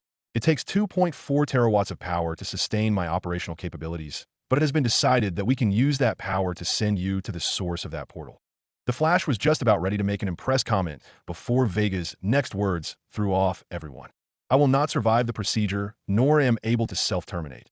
So I will walk you through the process. You what? Flash exclaimed. Most if not everyone was thrown off by this scene. Even Batman, stoic as he was, found it unexpected. Calm down, Flash. Just remember that Vega is still present with us. Superman eased. Right, Vega? Correct, Superman. Said Vega, though much of my operational faculties are limited, I am still able to perform a small range of duties and assignments throughout as of this moment. Despite the reassurance, the looks of everyone, however, were full of anxiety and anger as they looked back at Doomslayer. Deeply, though, even the Slayer himself was uncomfortable at sacrificing Vega. Thankfully, the footage still rolled to include his saving. Barring the fight with more demons, they watched the Doomslayer get to work by terminating the neural networks. After that, it was the coolant system that accelerated Vega's destabilization. The entire sequence felt like watching someone assisting another suicide. It was rather painful to witness, especially when Vega began to lose his voice after an intense demonic fight. After Hayden started explaining the final process, those final moments were spent watching Vega die for the sake of the Slayer's quest. The whole scene was reminiscent of that of a brain cancer nearing its final stages. Thankfully, at the last moment, they watched the Slayer make a backup drive before he initiated the self-destruct sequence. Even Hayden, it seems, sounded remorseful in Vega's destruction. Whether out of the fact he had lost a valuable asset or out of sincere regret, it was agreed that Vega had been a great ally throughout the footage.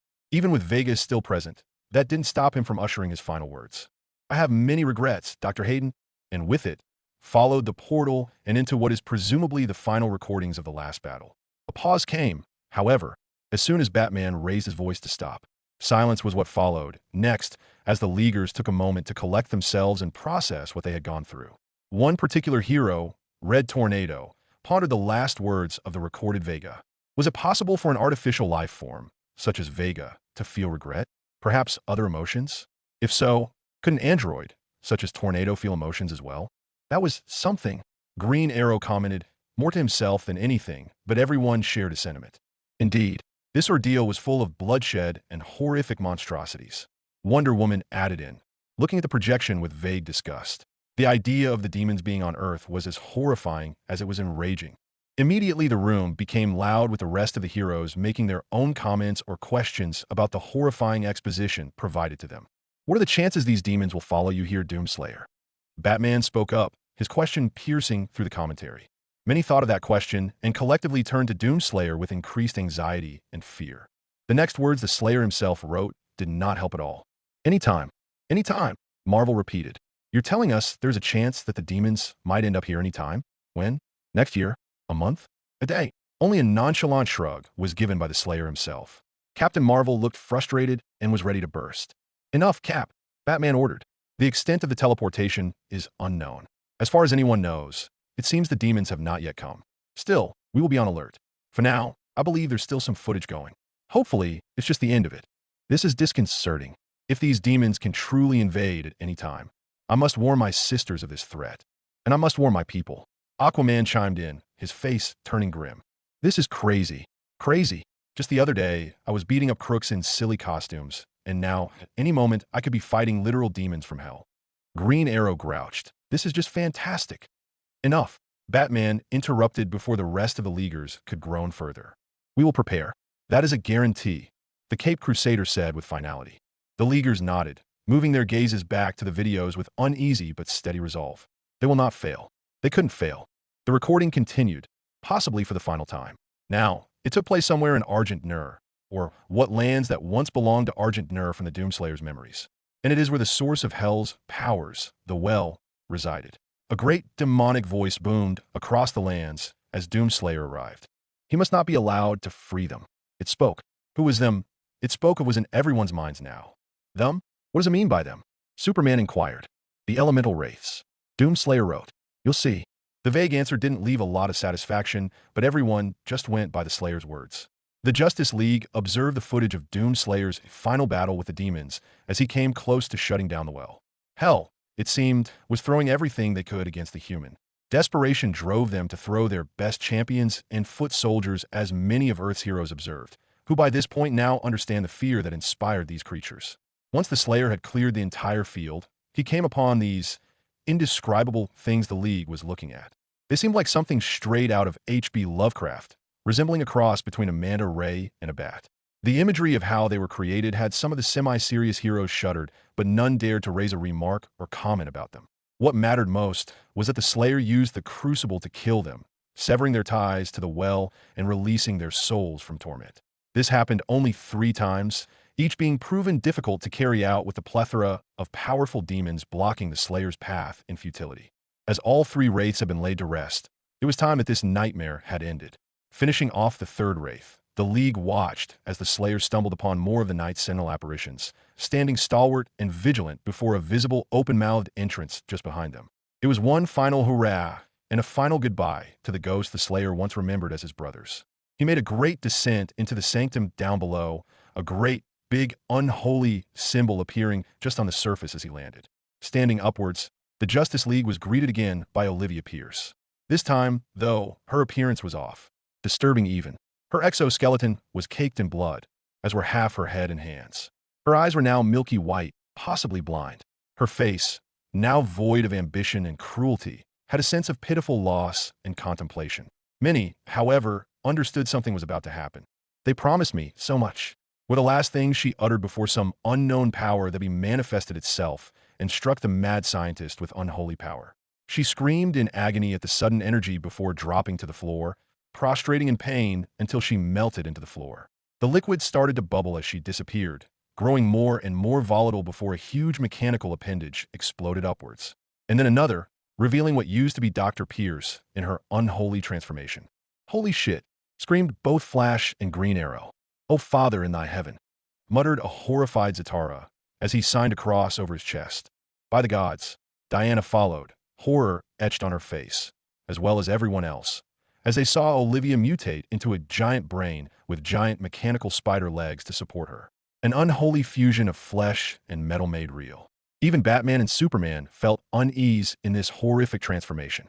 Only Doomslayer was ever remotely emoted, save for a bemused smirk on everyone's reaction and a mix of contempt and satisfaction for the final fight against the mastermind of the Hell Invasion. What happened to her? Superman asked worriedly. In the final stages of her ascension, Dr. Olivia Pierce was granted, in simple terms, divinity by the Lords of Hell and gained the title, Urania Imperatrix. The name itself was intimidating, and Olivia's new form backed it up for certain. A battle ensued, visceral and fraught with heavy weaponry. The extent of Olivia's new form brought about deadly weaponry to match the Slayer.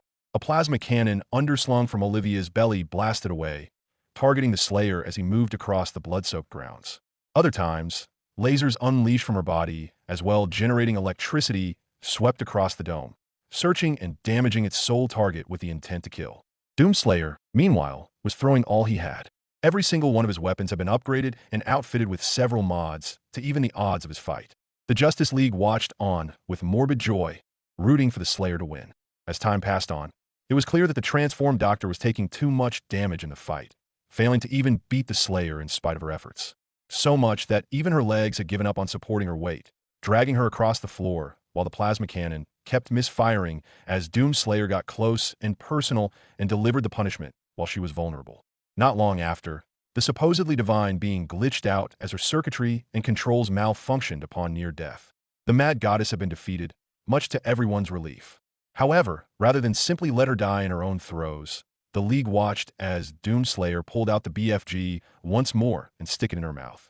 Olivia's final moments were that of silently accepting her death before her brains got blown from the back, causing everyone to cringe in disgust. No sympathy was given due to Olivia's heinous acts against humanity, though several members denied that they found grim satisfaction in the wake of her death. This was the end, it seemed. Everyone initially had taken a breather before they watched Doomslayer suddenly get pulled away and teleported into a dark room. Approaching the Slayer under the darkness was Samuel Hayden. Finally, was the truth revealed. "You've won. It's over," Hayden began. "You stopped the invasion and closed the portal. But it's come at a price. Argent, Vega, this entire operation. You see, I watch you work, come to understand your motivation. You think the only way is to kill them all, leave nothing behind, and you may be right. But we can't just shut it all down. Without Argent energy, it will be worse. I don't expect you to agree." The League, at this point, now understood the context and the Slayer's animosity to Dr. Hayden. The man was still desperate to gather Argent energy even after what had happened. Many were prepared to speak, but watched in silence as Hayden grabbed the crucible and continued his monologue. "But with this," Hayden said as he held the crucible, We can continue our work. I'm not the villain of this story. I do what I do because there is no choice. The facility's voice command briefly interrupted Hayden, saying out loud, rerouting tether coordinates. Complete. Son of a bitch. Green Arrow yelled out, anger leveled by the cyborg's double cross, as did the rest in varying degrees. The more emotional of them, like Captain Marvel and Flash, were rather vocal, while the calm and collected individuals like Superman, Batman, and Wonder Woman expressed disappointment. Doomslayer, however, felt only silent umbrage, watching a repeat of his own mistake. His anger was felt in the room, quieting everyone as they almost heard a thunderous roar crashing into their very minds. Our time is up. Hayden continued. I can't kill you, but I won't have you standing in our way. In wake of this, the League watched in shock as the Crucible suddenly transformed into an energy sword. Many were thrown off and astonished to see it come to life, with Captain Marvel having a wondrous gaze. But with wonder came horror as they saw the cyborg doctor walk away with the Crucible. Until we see each other again. Hayden finished. The Mars recordings ended abruptly as the Slayer was pulled away. Instead, it switched to the events on Earth, featuring Batman and Deathstroke in the midst of a fight. Most of it involved Doomslayer and Deathstroke duking it out between gunfights and close-quarter combat, but Batman's appearance drawn everyone's attention as they found one of their most esteemed friends getting kicked to the curb in a one-sided fight. None spoke of it, and kept it for the better for Batman's sake. So that's how you came to Earth. Superman noted to the Slayer. You didn't come here by accident. Hayden sent you off so that you wouldn't tamper with his work, and that he would need a contingency in case of another invasion. Batman added, Dr. Hayden, in spite of his illegal experiments and procedures, knew full well of the threat that hell imposes. And given the amount of data revolving around the Doomslayer, it's safe to say that our primary anomaly has proven to be Earth's last line of defense. Meaning, Wonder Woman asked. He's a nuclear option. Batman answered. The League began to whisper among themselves, giving glances back at the Slayer. The opinions were slightly positive now, recognizing the Slayer's effort to avert an apocalyptic scenario. Some perhaps a little more enthusiastic than others. You had a lightsaber this whole time. Captain Marvel exclaimed up close to the unfazed Slayer, much to everyone's embarrassment. The terror that gripped the captain had been replaced entirely with enthusiasm. Like, that was the coolest thing to see. I mean, after all that blood and gore, which was gross, but that was the coolest thing. But man, IT could have been so cooler if you used it on Dash. Okay, Kay, that's enough, Cap. Superman stepped in and dragged Marvel away by the collar, so as to not aggravate the Slayer. Batman continued on, as I was saying, with the evidence now open on the table. It's time we begin a review. Doomslayer, you are to be escorted and sent back immediately to your cell. Doomslayer's glare was a little bit more intense, but shrugged, being equally distrustful. Doomslayer approached the computer and prepared to uninstall Vega, eliciting Batman to stop only for Wonder Woman to place a hand on his brooding friend's shoulder. We'll earn his trust first, Diana said. Batman looked back at Doomslayer, retrieving Vega back into his suit before he was escorted Red Tornado. Later, I favor in allowing the Doomslayer to join the Justice League. Superman spoke up. From what was shown in the footage, the man has proven himself to be a valuable hero and friend to all of Earth. Or Earth's for what we have gathered. I'm in favor as well, Superman. Diana agreed. The Slayer has proven his mantle as humanity's protector. Without him, we may neither stand a chance against this grave threat nor become aware of it, perhaps spanning even before our time. I for one am open to accepting Doomslayer in our circle. Zatara followed. After completing the videos recorded on Mars, the Justice League was convinced to initiate a review of the events, though not before dismissing Doomslayer. The consensus was divided, though, with many still reeling on the gruesome. Of course, almost half of the assembly voted to accept a potential recruit in Doomslayer. Some, however, were not convinced. Guys, I agree that we are all glad that this guy saved our asses single-handedly, but aren't we jumping on the bandwagon a little too quick? Flash further pointed out. I mean, do we all forget that the dude might not be in the right mind? We just saw him beating the crap out of a 20-foot-tall demon with nothing but his own bare hands. Not to mention the number of ways he can kill a demon. That's a slasher's wet dream we just saw. Barring the language, what Flash speaks of does bring concerns to the table. Aquaman added, even if the Slayer is on humanity's side, there's a matter of his methods that should be concerning. And given what had happened at the Gotham docks, it's telling that he cares little for his surroundings. I speak from experience if this scar is to go by. He pointed at the new scar he had on the side of his head before continuing. And if this were to happen in daylight and with civilians in the area, the consequences would be grave. Silence deafened upon hearing Aquaman's judgment, citing the destruction of the cargo ship. Were it not for the League's quick-time response, a lot of lives would have been lost that night.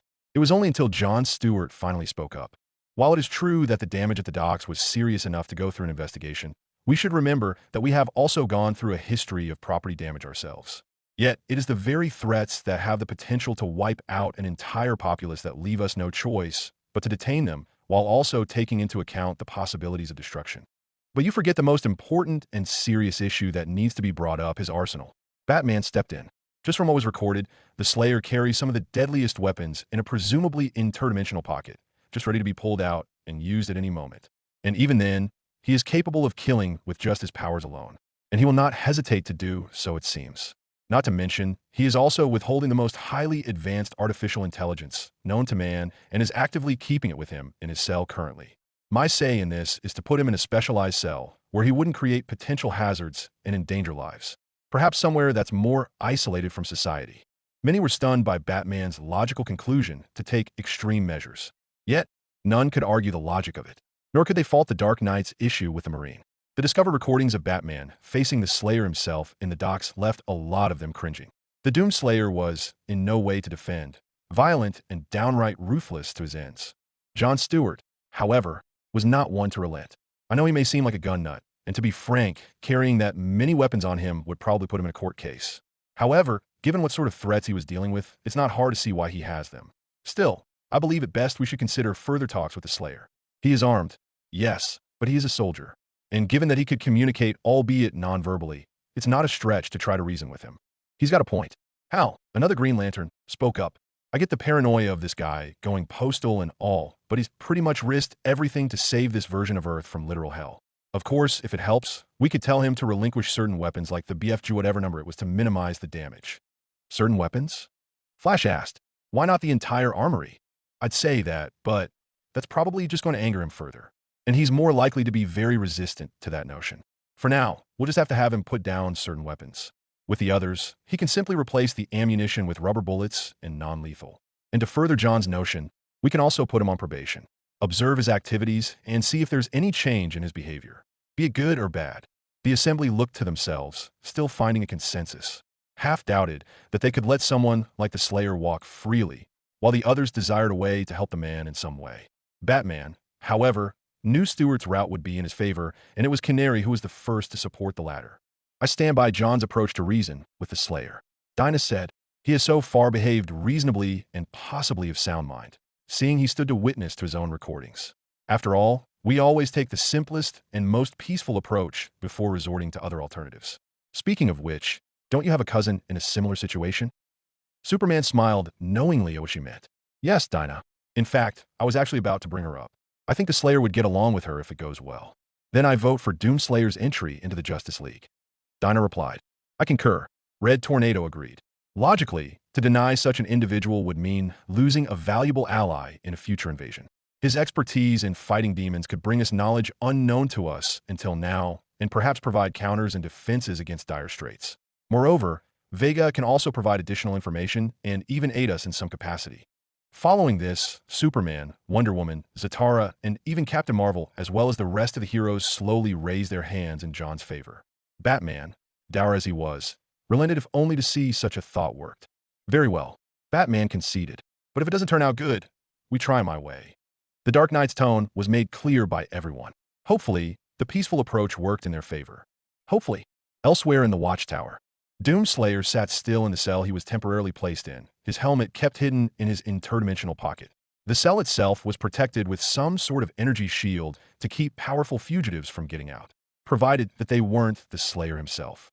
If he wanted to, he would have break the shield with a few simple hits with his fist and simply walk out with zero effort.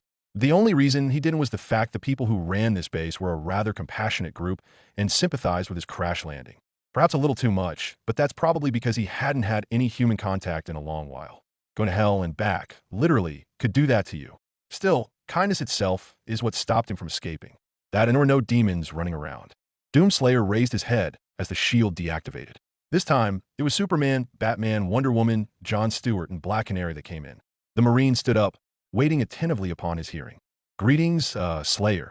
Superman started, still trying to get used to a very unconventional name. After some time assessing your skills and status, the League and I have decided to welcome you to our organization, as well as helping you integrate with Earth. The Slayer quirked an eyebrow. He found that statement a little too trusting, probably a little too good to be true. But Superman's tone seemed rather sincere, the offer. Following this, it was Black Canary's turn to speak. What Superman speaks is true. The Justice League will provide you with a new life to start over. We have the resources necessary to get you a head start. And you'll also have friends to support you if you are confident to speak your mind. John Stewart added, before correcting himself. Nonverbal or otherwise.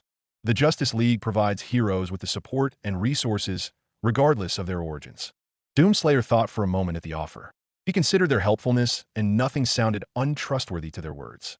And while these three seemed genuinely encouraging to aid him, there was still one other man in the room. Batman locked eyes with the Slayer with trepid paranoia, hidden underneath a stoic portrait. That was convincing enough for the Slayer to reconsider the offer. Scribbling down, he wrote the catch. Barring Batman, the four heroes' smiles slowly started to drop as they now found themselves hitting a curb. Superman scratched his head as he conveyed the words. Well, Slayer, in order for you to integrate back on Earth, there's just some rules and protocols you need to follow. We're going to keep you under surveillance. Otherwise, you'll be working under Justice League jurisdiction. Batman jumped in. Superman winced in embarrassment as his closest friend decided to ruin the moment. The other three felt the same, mentally sighing in defeat. Doomslayer's response was to cross his arms dismissively. Batman's famous glare had no sway over the Marine, who had already seen a lot worse. Like a certain commanding officer from his past, Stewart was the one to break the ice and step forward. What Bats means is that we have certain lines we do not cross. After reviewing, much of the League have questioned about your methods, for lack of a better term, and we were wondering if you could take an alternative approach. Meaning? Slayer wrote, not getting the hint, but not liking where this was going.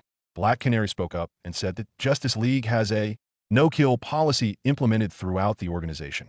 And since we are inducting you into the League, we thought perhaps we can talk you out of going for the more violent approaches. Or tone it down to acceptable levels, perhaps. Furrowing his brow further, Doomslayer wrote, a joke? The four heroes, excluding Batman, looked at each other with growing discomfort, now forced to acknowledge that this was going to be a very difficult process. And it was certainly not helped that their brooding friend stepped in. No, Batman said. In fact, this is serious business. And we mean it. You are a danger to everyone on Earth. You will obey and follow protocols that we give you. You step out of line, and we will force our hand. Do you understand? The other heroes grew pale upon seeing Batman, threatening a futuristic super soldier who was very capable of throwing the gauntlet. Before any of them could pull Batman outside, they heard a deep and terrible sound that made their spines chill. Why, you can talk? Superman asked, still taken by surprise. Doomslayer simply nodded in understanding. As the heroes regained their composure by their own shock, Batman was able to do so quickly and made his point across. Then clearly you seem to misinterpret my words. That was an order, not a request. Not my problem, said Doomslayer, his anger roaring silently, but felt by everyone. Both men maintained eye contact, never once flinching nor blinking as they wrestled it through intimidation. You're carrying weapons that could potentially be classified as WMD. If any are in use, you can endanger civilians in a crossfire. You're not leaving on our watch until you comply. Hand them over. Doomslayer stared defiantly and replied, Go ahead, take them from me. Neither man moved a muscle, standing as still as statues with their eyes locked in an intimidating standoff. No one blinked or diverted their gaze. The onlookers displayed concern and wariness, anticipating a conflict. Batman, while one of their strongest allies, was still only human. In contrast, the Doomslayer was a relentless demon hunter, prone to unpredictable violence. In a head-to-head battle, the odds were not in Batman's favor. Fortunately, John intervened before tensions escalated. That's enough. Both of you. John chewed out and looked to Batman. Bats, this is not going to work if you escalate the situation. Let me talk to him and get him to see how we do things. You get out of the room along with everyone here. Let me handle this. The Dark Knight made no response, but John knew he was listening, contemplating the Green Lantern's words. Batman spoke up after an intense minute of silence passed and said, You have 7 minutes. Batman walked away, the hangar opening. The other heroes had concerned looks on their faces. Are you sure you want to do this, John? Asked Dinah, with John answering, I'll be fine. 7 minutes is all I need. Uncertain by their friend's decision, but no less trusting him to his words, Superman, Diana, and Dinah left out of respect. The door closed behind them, leaving John alone with the Slayer. The Green Lantern's ring then projected an hourglass, the sand now pouring down. We don't have a lot of time, so let's get to the point. John started. Let me start off by saying that I'm deeply sorry for Bat's way of interrogation. He does that with every newbie that comes to the League. willingly or not, but he has a point regarding protocols. So did the others. We don't kill, but not without reason, many of which are legitimate. The policy is there so as to avoid legal troubles with the law. And by law, I mean the governments. Down on Earth, the only threats you'll find are criminals and supervillains. No demons, obviously, but when we are handling criminals, we apprehend them and let the government decide their sentences. That's it. Drop them in the courthouse and let the rest do their work. Bullshit. Doomslayer scoffed dismissively. Perhaps, but it's better than playing judge, jury, and executioner. John argued, not backing down. It's not that killing equals bad. If we go down that path, we'll just give the bureaucrats another good reason to not trust us. Believe me, this is not the first incident we went through. By taking the lawful approach, we at least maintain a good public image and have more freedom to do the good work. It may not matter to you, but for everyone else, we are walking on thin ice.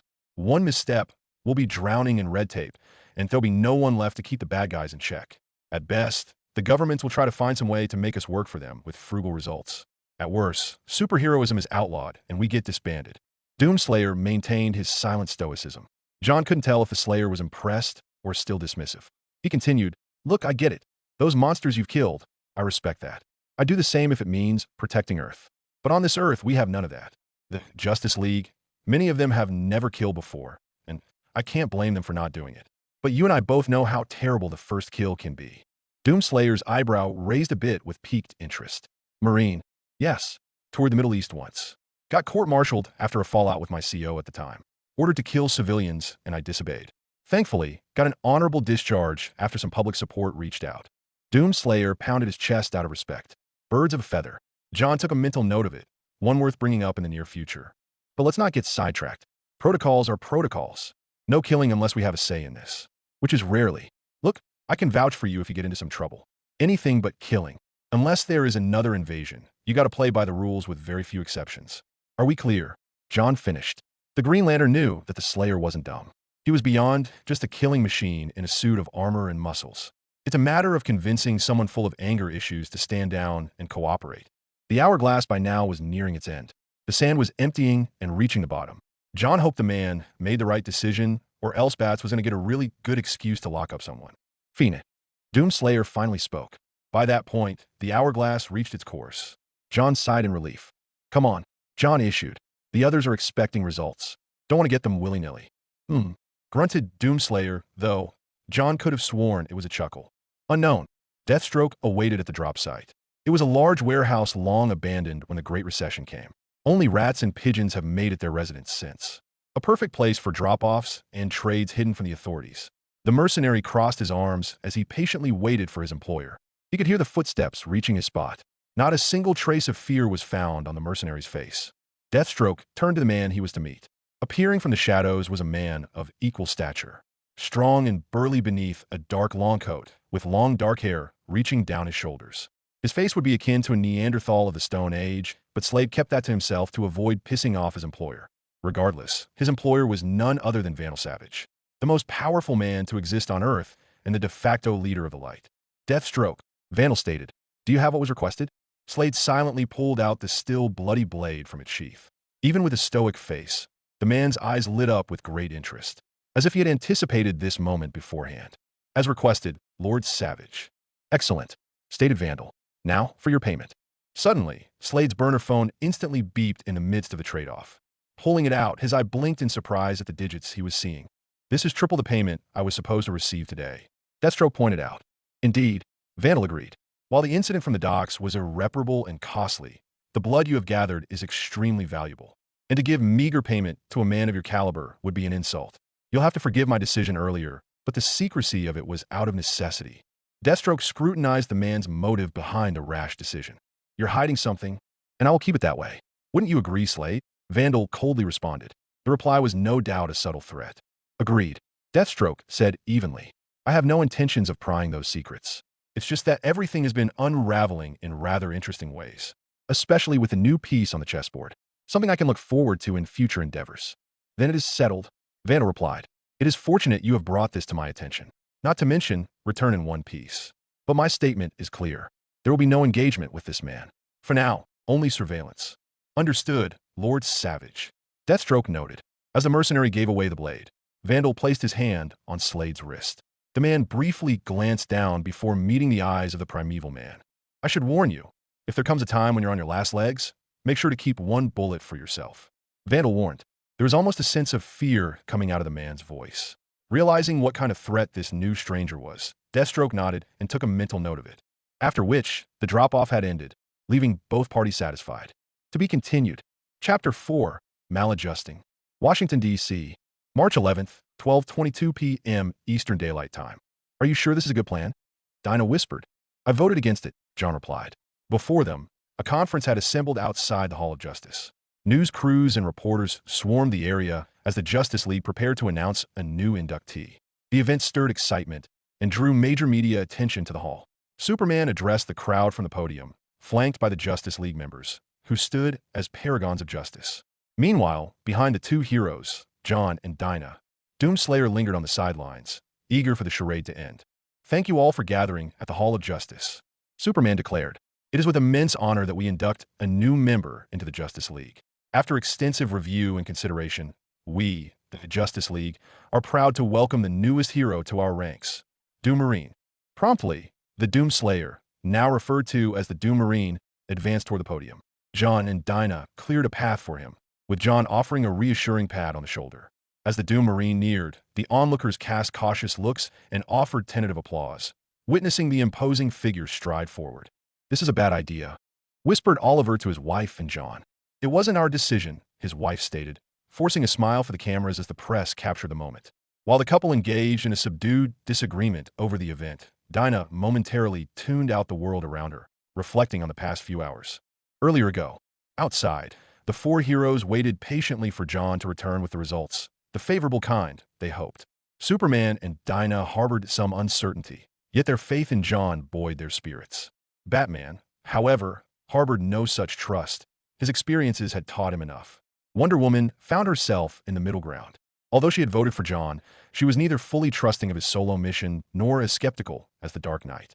For the moment, they were all suspended in time, waiting. I hope John is doing all right, Superman hoped, because I don't see any other way except possibly detaining the Marine. John has always been an invaluable friend to us, Clark. Dinah placated a hand on his shoulder. I know he'll get through to him, but expect the worst of it, interrupted Batman. His distrust was quite apparent with everyone present. Bruce, Superman exhaled.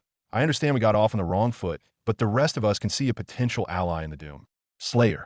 Batman countered. However, we had a narrow escape. It appears we've greatly underestimated the Slayer. Half of the League struggled to make him stand down, and that was him being restrained. The assessment was as uncomforting as it was accurate. The Slayer was far stronger than they had anticipated, perhaps beyond a metahuman, let alone a Kryptonian, than Batman had assessed. Dinah, however, countered the detective's analysis. While you're right in that regard, you forget one thing.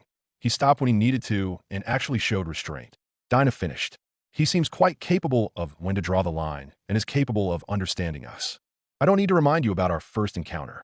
Batman reminded. You're right, but you were escalating. Dinah countered. And we have had heroes with similar behavior. I am considering perhaps evaluating his psyche, going through some therapy sessions. Superman quirked an eyebrow. You want to become his therapist, Dinah? If it involves connecting with him on a deeper level to ensure he remains stable, then yes, I am more than willing to volunteer. I seriously question the effectiveness of that approach, Diana interjected. Gazing into his eyes, I've only perceived war and death. Such traits could even stir inspiration in Ares himself. Do you not approve, Diana? Asked the concerned Dinah. Wonder Woman shook her head and answered, I never said I disapprove. My only issue is that for him to make recovery would mean a lengthy amount of time, and that would go way beyond your passing. I've seen my fair share of warriors and veterans who have never truly let go of their past. The Slayer treats his own as if it were endless. Clark and Dinah's frowns deepened, prompting a clarification from Diana. It's evident that his allegiance lies staunchly with humanity.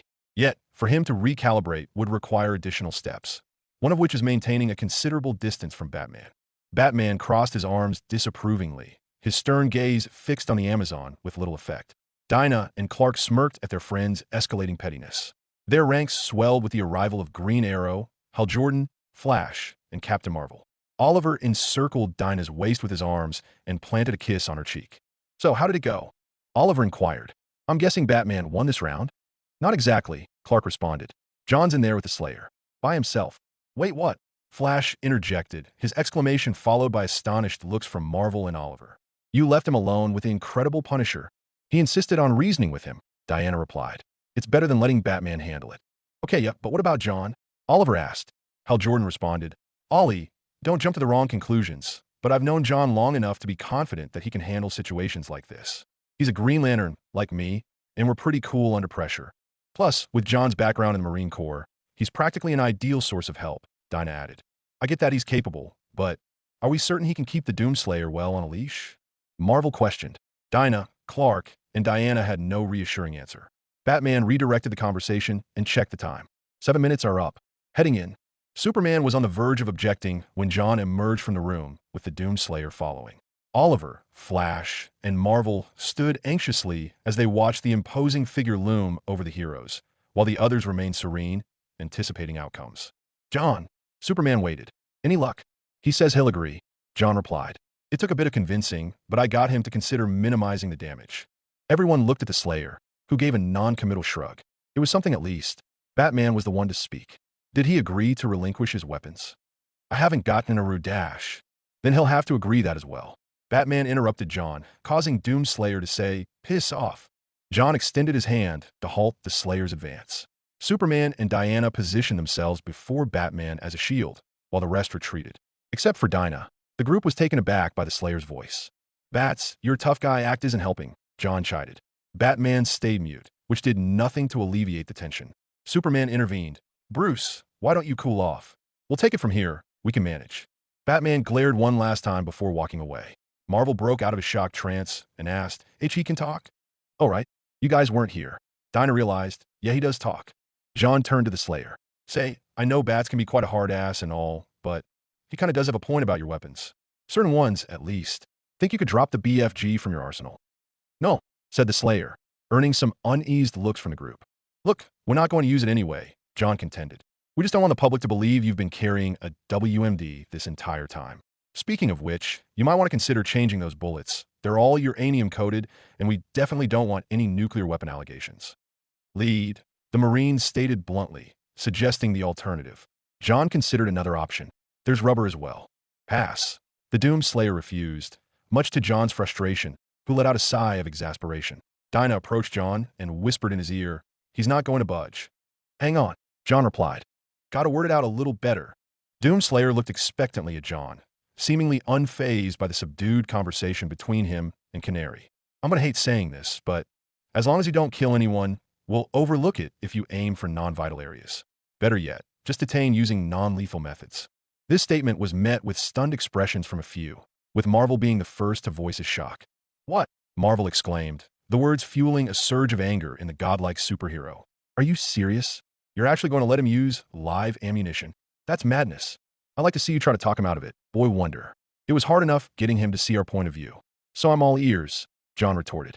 Marvel attempted to formulate an argument. Well, no offense to your efforts, but don't we generally condemn killing? I've already explained this to him, John said. For the record, I have killed before during my time in the Marine Corps. Hal and Wonder Woman have also killed when they served in the Air Force and fought in World War II, respectively. Doomslayer was taken aback to learn that the latter had participated in the Second World War. He wondered if his ancestor was still alive at this time. His reflections were interrupted by another voice. They were necessary at the time, Wonder Woman agreed with John. We adhere to those rules not only for moral reasons, but also to prevent public backlash. The reality is much more complex, Captain. Captain Marvel found it difficult to accept the idea of a superhero committing murder, as it contradicted his core values. Sensing his allies' turmoil, Superman offered reassurance. Cap, don't dwell on it. The Justice League has always upheld the sanctity of life. And true to our name, we ensure that criminals face justice in court. Still unsure, Captain Marvel scratched his head. Well, that does make sense, I suppose. But is this guy reliable enough to, capture the villains? They're not exactly demons. Oliver interjected, hesitating before adding, well, most of them aren't, I hope. All eyes turned to the Slayer, who responded with another non-committal shrug, a gesture better than outright denial. And you'll refrain from using any firearms like the BFG or other heavy weaponry? Dinah pressed. Keep, not use, wasteful, the Slayer muttered. Everyone had a rough idea of his meaning. But you will still aid us in defending Earth when the Hell invasion comes, Slayer? Diana inquired, to which the Marine gave a firm nod. It was not as if he would have declined anyway. Good. Not that we didn't expect it, John said, clearing his throat. Now, since we've resolved most of the issues, we need to establish a new identity and residence for you. It may take a few days to sort everything out, but it shouldn't take too long. Do you have a name other than Doomslayer? The Slayer remained silent before reaching into his pocket. The group observed as he retrieved a dog tag. He tossed it to John, who caught it. The tag appeared old and worn, nearly corroded by time. Most of the inscription was scratched and illegible, except for the name etched onto it. Taggart Flynn. So, Flynn Taggart. John spoke loudly, ensuring everyone could hear. That should work. Fake. Good enough. The individual known as Slayer confessed, now going by Flynn, catching everyone slightly off guard. Fake or not, we can work with that, John agreed. Flash chimed in, wait, now that we've settled on the name, what about his superhero identity? I'm not sure Doomslayer will sit well with the public. I remember Doom Marine was mentioned by Vega. Hulk Threat. That one is pretty tame compared to the others. Plus, it's marketable enough. I don't know, it doesn't roll off the tongue quite a bit. Oliver complained. Sergeant Doom sounds badass. Or how about Lieutenant Doom? No wait, Captain Doom. Hey, whine Captain Marvel. I should be the one with Captain in the name. Plus that's pretty stupid. Captain Doom. Ugh. Inane, Flynn concurred, taking Marvel by surprise. Diana interjected. Maybe Flynn would like to weigh in? Perhaps he has a name he prefers. Everyone stared at Flynn expectantly if he had any word. Doom Guy, Flynn suggested. It raised a few eyebrows considering the simplicity of the name. Doom Guy, Superman echoed, clearly amused. Not bad. Sound quite nice, actually. But Doom Marine seems more fitting. A more mature name indeed, Diana chimed in. A name should inspire hope and remembrance, but also reflect character and moderation to be a paragon before the public. Although, Doom is somewhat ambiguous as a hopeful moniker, depending on the context. I believe we've speculated and questioned enough, Dinah interjected. Let's give our large friend a warm welcome on Earth. Flynn deserves a welcome party. Wait, Flash interjected, halting everyone in their tracks. Just one question. Can we see the figurines? A hush fell over the hall at Flash's unexpected request. Flynn regarded him thoughtfully for a moment before producing a small figure, its armor matching his own. The group was visibly impressed, finding the miniature's design endearing. Marvel, most astonished, exclaimed, Hold on, he's had a figurine all this time? Figurines, Oliver pointed out. What? Since when? He has been collecting them for a while in the recordings. You had already departed. How clarified. Aman, Marvel complained. We can manufacture more of these models and sell them at a profit. It might be a good beginning for Flynn once we return to Earth. Also, would you be comfortable with donating a portion of the earnings to charity? Superman proposed, to which Flynn nodded in agreement. Subsequently, the conversation shifted to basic planning and minor issues. The topic of Vega arose, with the team planning to activate and incorporate the UAC AI into the Watchtower, despite Flynn's insistence to keep the AI to himself for protection. Present. When I said a welcome party, I never meant this. Dinah thought before she was snapped out of it, as she remained present to the Slayer's, Flynn's inauguration. The crowd had quieted down as Flynn made his presence. There was a level of nervousness going through everyone's mind as Flynn spoke. Hello, he said, a simple word to start. Not impressive, but easy enough to get the press going. A reporter raised her hand, and Flynn pointed in response. Vicky Vale from the Gotham Gazette. Doom Marine, in the events of last night in Gotham, were you responsible for the destruction of the cargo ship in Gotham's docks, in which at least 14 casualties were confirmed and all of whom are now seeking medical attention? No, Flynn answered, prompting the reporter to ask. If not you, then who? Flynn turned away from the audience and looked back at the League. Many looked confused before the Marine pointed at Batman without hesitation. The Dark Knight grumbled, though not so loudly to voice displeasure. Wonder Woman placated a hand over his shoulder. This seemed to stir up a bit of controversy amongst the crowd, and the reporter went further. And how did he do that? He kicked me, Flynn bluntly answered. Despite the simplicity, it was a rather cryptic answer to boot with little hint as to how that came about. In fact, it was more perplexing and seemed more like a childish response than anything. Another raised a hand, prompting Flynn to proceed. Superman, with his enhanced vision, observed that it was his colleague and significant other, Lois Lane. Her presence for a major story was anticipated, and it was not something the Man of Steel would object to. Doom Marine, I'm Lois Lane from the Daily Planet. Forgive my ignorance, but do you consider yourself a military man? Your moniker suggests a military background, and your suit appears similar to the camouflage uniforms worn by the U.S. Armed Forces, inquired the reporter. None taken, Flynn answered. And yes, formerly. And the branch you're referring to is the Marine Corps, correct? Yes, replied Flynn. In the background, Jon Stewart nodded subtly, a gesture of respect and admiration. The response reignited the interest of those present. So, this means that the Justice League is incorporating more military figures. This includes Jon Stewart and Hal Jordan from the Green Lantern Corps, along with Wonder Woman, who served in World War II, and Captain Atom, a Vietnam War veteran, all of whom are here today, right? I guess. Flynn replied, not sure what to make of that question. I see, noted Lane. Then, shifting to an unrelated topic, why include Doom in the name? What does it signify? Doom can have different meanings for everyone, especially with its negative connotations. Superman felt a bead of sweat trickle down his face as Lois pressed on with her probing questions. Flynn, however, remained unfazed by her boldness. Like Batman, Flynn had encountered tougher adversaries before. Lane was no exception. Classified, Flynn responded succinctly. Lane accepted this with grace. Instinctively, she understood the Marine would be as unyielding as his armor, a tough nut to crack. No further questions, Lane concluded, allowing the other reporters to seize their opportunities. In the back, Dinah and Jon exhaled in relief. So far, so good, Jon remarked. He needs to work on his vocabulary, but that's fixable. Let's just hope it stays smooth for a bit longer, Dinah added. Oliver tempered their optimism, cautioning, wait for it. The next individual to step forward carried an air of unpleasantness. Some of the heroes groaned as the man made a spectacle of himself. Even at this initial encounter, Flynn felt a wave of revulsion upon gazing at the plain-looking, bald man with a crooked nose. Bart Annis from the Super Zeros show. The reporter stated, speaking with a vaguely Irish accent. Just gotta ask, when are Microsoft and Bungie gonna start suing you?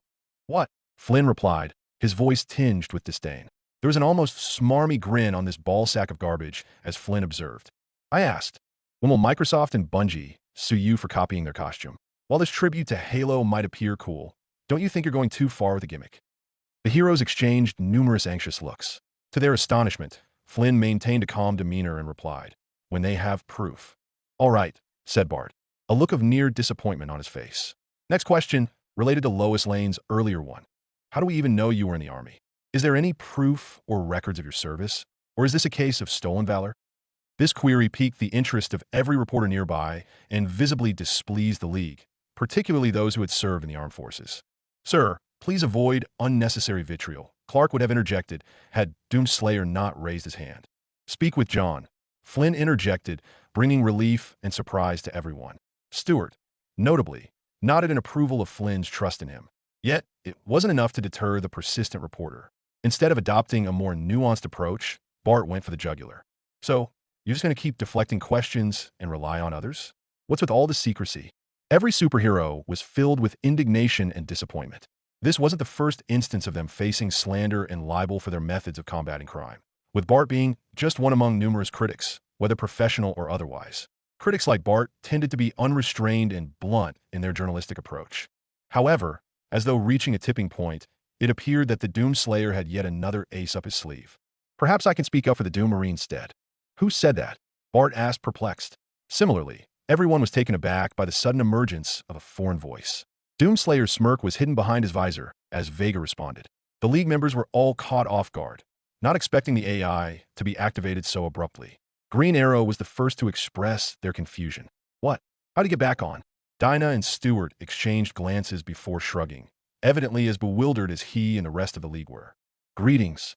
I am Vega, sentient intelligence and personal companion to the Doom Marine. Apologies for the interruption, but I had just rerouted myself into the Doom Marine's Predator suit. Due to occurrences from a previous mission, I am limited to simply speaking through the sound systems. As for your question, Mr. Annis, I am afraid Doom Marine has issues with verbal communication. I, on the other hand, will more than take on your questions. Okay, Bart said, stumped by Vega's presence. Then tell me, what were you doing in Gotham City's docks? Stealing Batman's turf? Not quite. Our arrival to your Earth was completely accidental. My Earth? What do you mean my Earth? Are you saying you're both from a different universe? Correct, Mr. Annis. Though the Marine has been through more dimensions than I have. Vega's response sparked a huge surge of interest in the Doomslayer's history. Some people raised their microphones to ask for clear answers, while others feverishly took notes on the unfolding developments. Superman stepped forward and said, please, one question at a time. I'm certain there are enough answers for everyone, but let's proceed orderly. Thank you, Superman, said Vega once the crowd calmed down. As I mentioned, I cannot divulge the precise details of the Doom Marine's mission. Nevertheless, I can confirm that it was successfully contained, though it resulted in us being marooned in your world. And what exactly did this mission entail? Bart inquired, his voice still tinged with a perpetual cynicism. Vega proceeded to respond.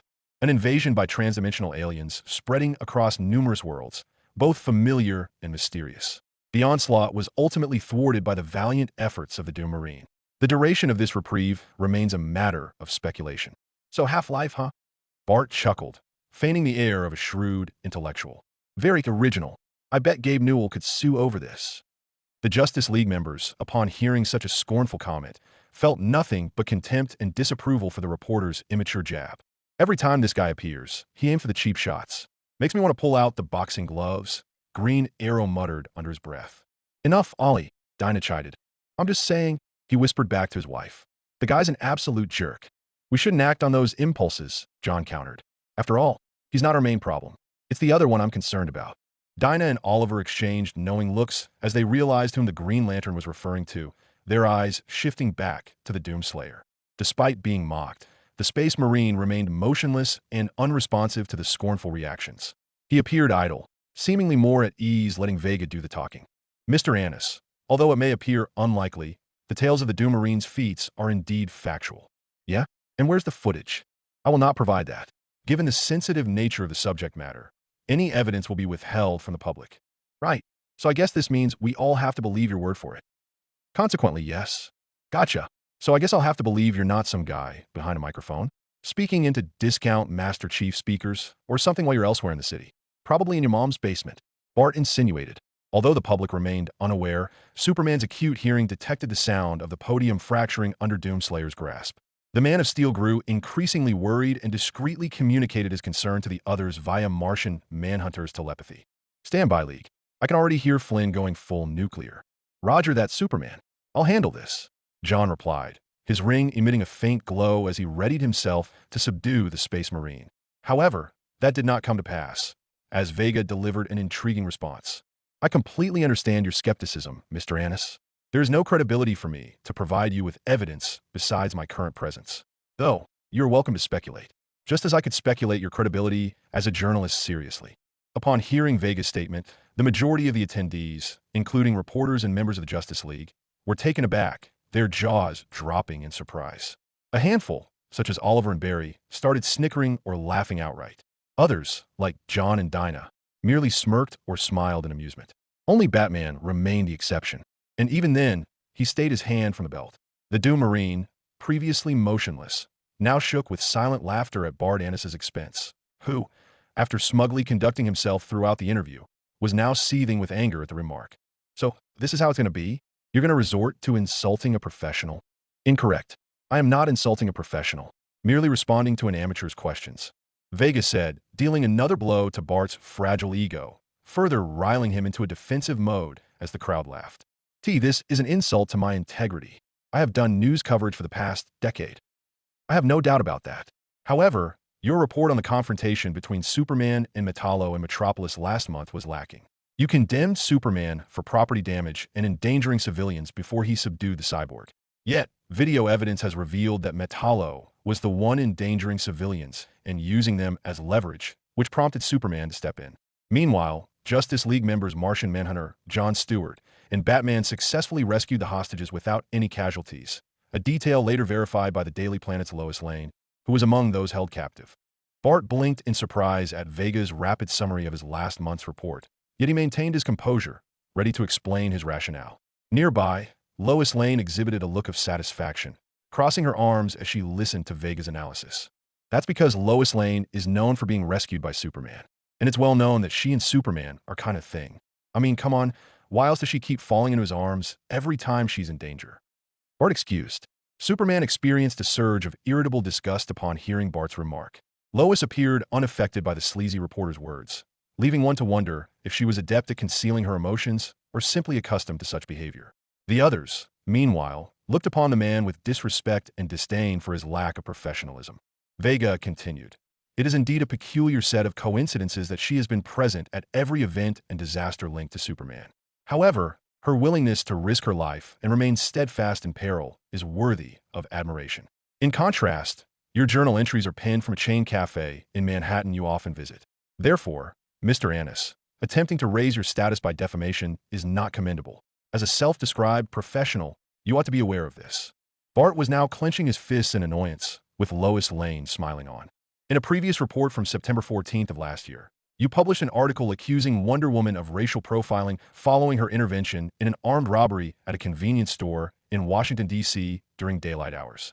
However, the two apprehended suspects had known public criminal records, including charges of domestic battery, assault with a loaded weapon, and attempted murder. Fisk, or try to pass off. Well, it's a fact that violence on black people by pig with badges has been documented over the ages. No matter how you see it, victims of police brutality will always be ignored in favor of the blue boys. Fuck you, John spoke up, loud enough for his comrades to overhear, his voice dripping with disdain at this asshat's poor excuse. While it is truly regrettable that injustices against the black community are frequently ignored or even treated with bias, the individual in question is a superhero, not a law enforcement officer.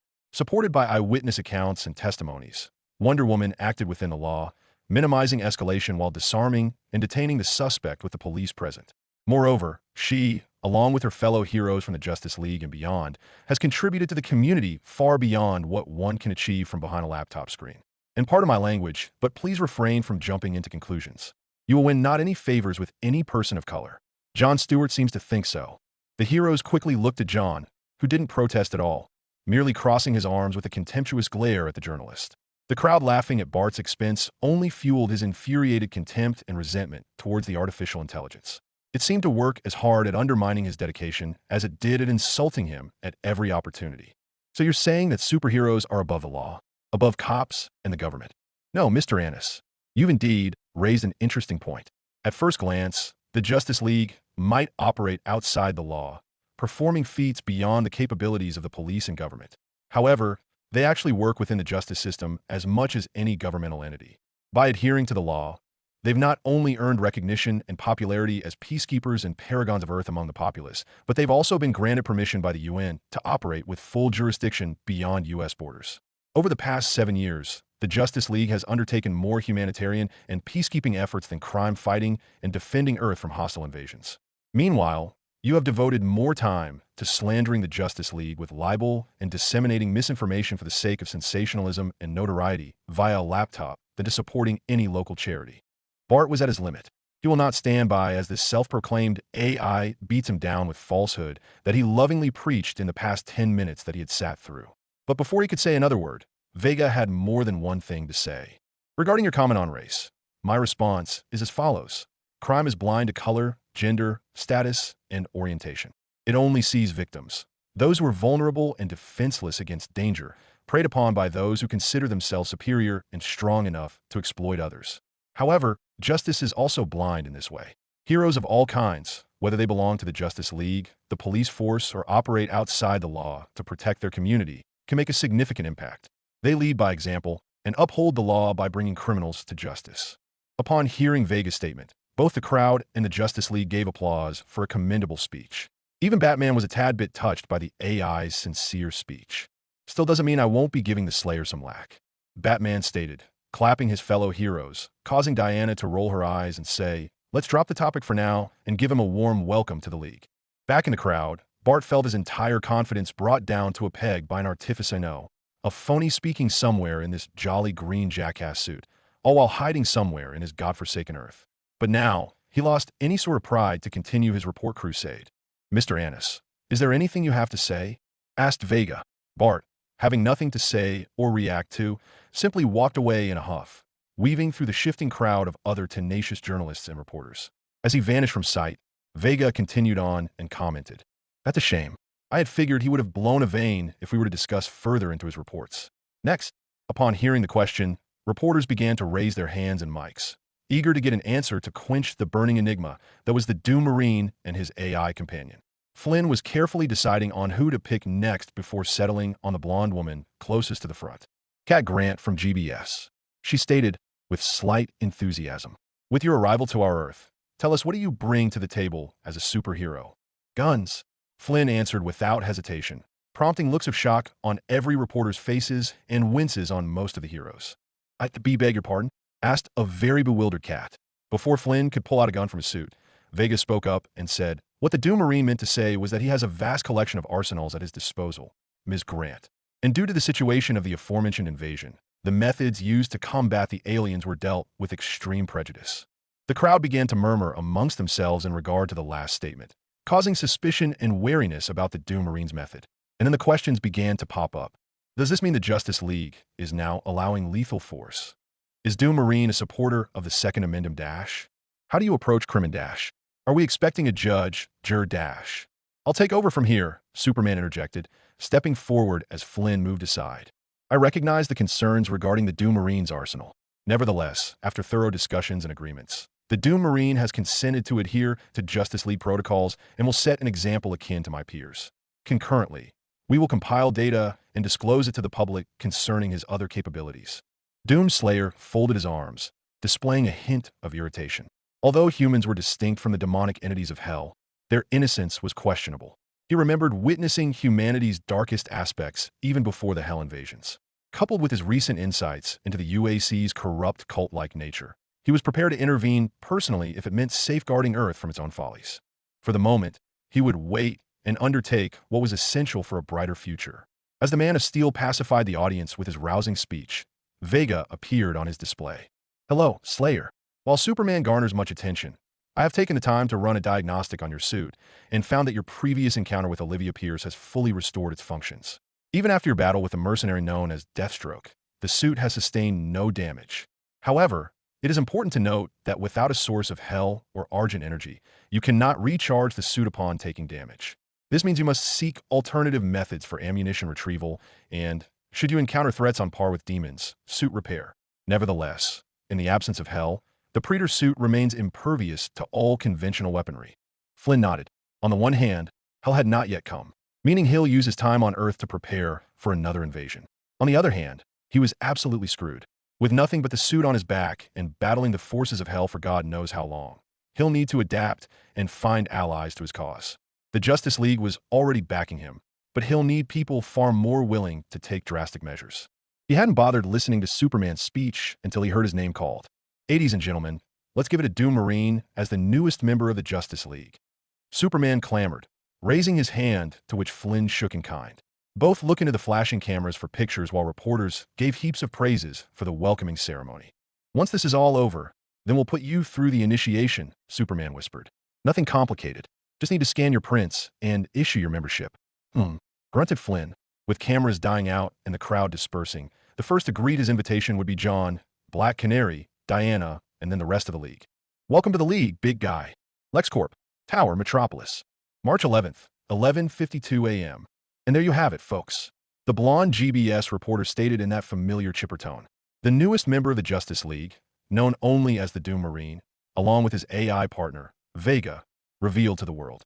And surely the finest addition to the League. I'm sure is excited to see what he will bring to the table. This is Cat Grant, signing off.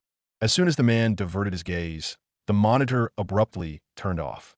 Lex exhaled a sigh of disappointment and set the remote on his table. The Justice League had acquired a new ally, granting the Boy Scout an opportunity to flaunt even more power and divinity. This development troubled the astute billionaire even further, relieved only by the fact that this new ally was not another Kryptonian. Having two on Earth was troublesome enough.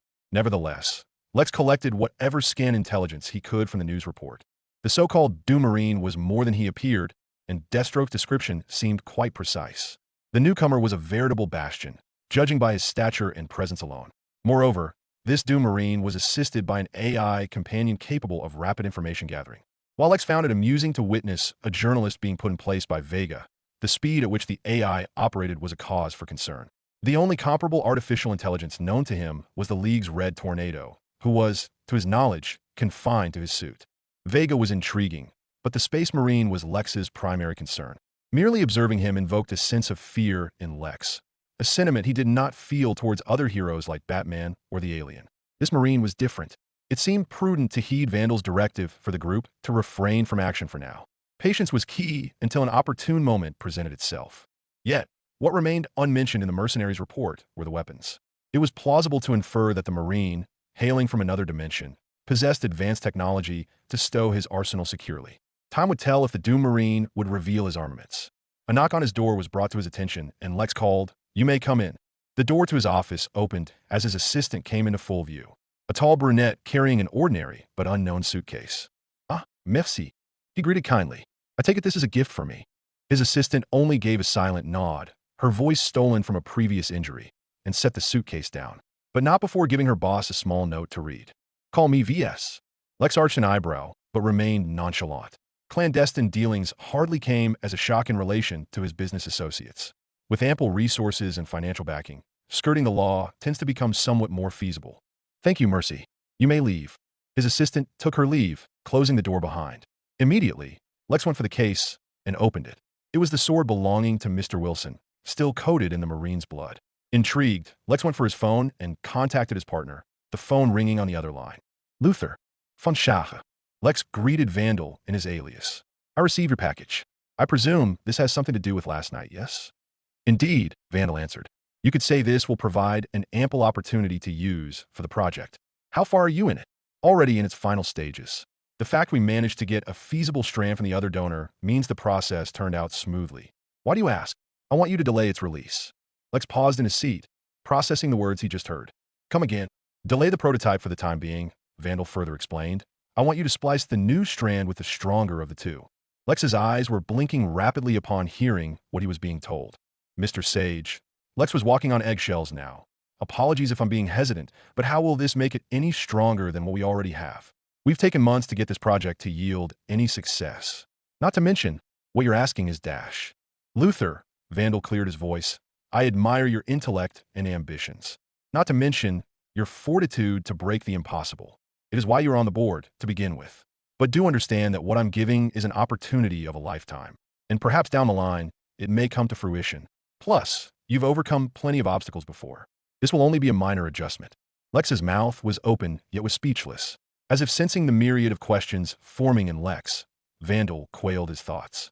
"I understand that you have several questions flooding your mind right now, and I am certain you have many doubts about it. All I can say is I will provide extra funding to your foundation. Will that satisfy you enough?" Lex quickly adjusted himself. "That is very generous of you, Sage. I suppose we can reuse the setup of the original project into this new one." "Good," Vandal spoke. "Until I am prepared to spill more details to the rest of the board, this must be under lock and key. Of which I am grateful that you have shared this information. I presume Deathstroke was also informed of this." "Only the bare minimum," Vandal assured. "Men like him do keep their lips sealed with the bill in between." Skipping the innuendos, Lex moved on. "Would this also have anything to do with Clarion a few days ago?" "Yes," Vandal spoke tersely. "And that is all I can say to you, Luther. Is there anything else you want to know more about?" Hearing Vandal's tone becoming dangerously threatening, Lex was quick on his feet. "Well, back to the new project." Lex changed topics. "You are certain this will yield even greater results?" "With absolute certainty," Vandal firmly said, voice now calming down. "You can withhold the prototype, for now." "I see. Can't say the boys at the lab won't be disappointed. Then again, they probably wouldn't mind another pet project." Luther detailed. "Undoubtedly." Vandal understood. "Regardless, take this as another testing field. If all else fails, we still have the prototype for backup. Still, I have full confidence in this project. Not that I have anything against Match. With your patronage, getting personal is beneath Lex Luthor. Luthor sighed. "Thank you again, Mr. Sage. I'll be sure to send in the reports in the following months." "Understood. Take care." The call ended immediately. Lex set the phone aside and looked at the case. The man that would bring the Man of Steel to rust and ruin smirked to himself, intrigued as to see what would come about in this experiment. "One way or another, you'll come into the light just fine." Suddenly, the intercom on his desk rang. Lex reached out to answer it. "Who is it?" "Hi, Mr. Luther," one of his employees answered. "There's a man who wants to see you. Says he has an interview with you. Shall I send him up?" Digesting the knowledge lay before him, Lex was both intrigued and amused to hear. The news. Seems today was getting stranger by the minute, he thought. "Sure, let him in." Luther ended the call after. Moments later, the doors opened with Mercy entering. Just behind her, Lex presumed was the aforementioned man from downstairs. Oddly enough, he reminded the billionaire of the one-eyed mercenary. Tall, well-built, and reaching roughly in his 60s or 70s. A strange cocktail, but a deadly one, Lex hoped. Sans the eye patch and beard, he was practically a twin. "Thank you, Mercy. So what can I help you with, Mr. Rock?" said the man, Franklin Rock. Chapter 5, Bad Taste. Upper Manhattan, New York. March 13th, 10:38 p.m. Eastern Daylight Time. The door clicked open, revealing the refurbished interior of the new house, a townhouse, to be precise. The decor was not unique or extravagant, but simply homely, welcoming tenants to their new dwellings. The tenant, however, did not seem like a particularly peaceful man. His friends ensured he felt well at home. "Here we are," John observed, scanning the house. Dinah entered behind him, her face alight with enthusiasm. Both were in civilian clothes, off-duty due to the low crime rates in their cities. The house, funded by the League, was a boon, and their companion stood to gain much from it. Certainly a good start for coming home. "What do you think?" Dinah looked back. The third person entered the house, his eyes narrowing as he scrutinized the interior design details. The intimidating Predator suit he had worn for so long had been replaced by casual attire, with a former stored in a container nearby. Flynn tugged at his new clothes, feeling a sense of discomfort as he adjusted to them. There was nothing inherently wrong with the clothes. They suited him well and accentuated his formidable physique. Yet, he felt exposed without his armor, a sentiment John could discern from Flynn's constant adjusting of the fabric over his shoulder. The item that garnered attention was a pair of fingerless gloves. For the League, it was revealed that the Slayer bore two scarred symbols on his palms. Notably, one was a pentagram, which stirred quite a fuss. The other symbol was unknown to the League, except for Flynn, who identified it as Maker Design. Regardless, the Slayer had the foresight to wear gloves, both to prevent disturbances and to elude detection. As Flynn became acquainted with his surroundings, John and Dinah awaited his response with anticipation. "It will take some time to adjust," Dinah said. "Transitioning to civilian life is challenging, but with patience and our support, we'll provide the best assistance we can. We'll make an effort to visit weekly when possible. Besides us, Hal, Diana, Zatara, and Clark will also drop in if we're tied up with work," John chimed in. Flynn continued to examine the furniture. The townhouse comes with the standard furnishings, plus you have 3 additional rooms to use as bedrooms or for any other purpose, and 2 bathrooms, one upstairs and another on the main floor. There's also a basement for laundry and a surprise we'll show you soon. John concluded his remarks and observed Flynn's meticulous inspection of every surface in the house. The Slayer took his time before finally turning to face them. "Bugged." "What?" Dinah asked, still adjusting to Flynn's deep voice. Even unmasked, his voice resembled a volcano's rumble, poised to erupt. Instead of repeating himself, Flynn chose nonverbal communication with John. He lifted his middle finger casually, then gestured with his other hand. It took a moment for John to understand Flynn's method of communication. "You suspect the house is bugged," John said aloud. "And you want me to locate hidden cameras with my ring?" Flynn nodded in response. John sighed before pulling his ring out. "This will be quick," declared John, striding away as he surveyed the house, his ring casting a bright green glow. Left alone, Dinah broke the silence. "I understand it's tough to engage more in conversation, but I'm confident you will adjust to everything here. Being back on Earth should feel comforting and familiar to you. However, I must admit, I'm not certain this is the same era you once knew." Flynn made a SOSO gesture, to which Dinah responded with a smile. "I'll consider that close enough," she said. Suddenly, Dinah had a realization and reached for her bag. "Oh, this reminds me." Flynn watched as she pulled a book from her bag. The cover displayed American Sign Language Dictionary 3rd edition, adorned with 3 hand signs symbolizing the language's initials. "It may take a while to master, but this will enable you to communicate with most of us. And once we have Vega functioning outside the suit, we'll figure out a way for you to communicate more easily. Perhaps even find something that can translate for you," she explained. He grunted. Dinah smiled warmly. After a while, John came down from upstairs, holding something in his hand. He opened his hand to show several small devices. "You were right," John observed. "The house was bugged. Who would do such a thing?" Dinah questioned, incredulous. "Who else?" John replied sarcastically. Dinah sighed heavily. "Bats. We'll have to have a serious discussion about boundaries with him later," John suggested, glancing at a contemplative Flynn. "I'm sorry about this. We didn't anticipate it happening at all." Flynn simply shrugged, feeling there was little he could do. However, lodging a complaint was an option, he thought. "Surprise?" Flynn asked. "Right, Dinah. Show him downstairs. I'll get his stuff from the moving truck," John said, leaving the house to retrieve Flynn's belongings. "On it.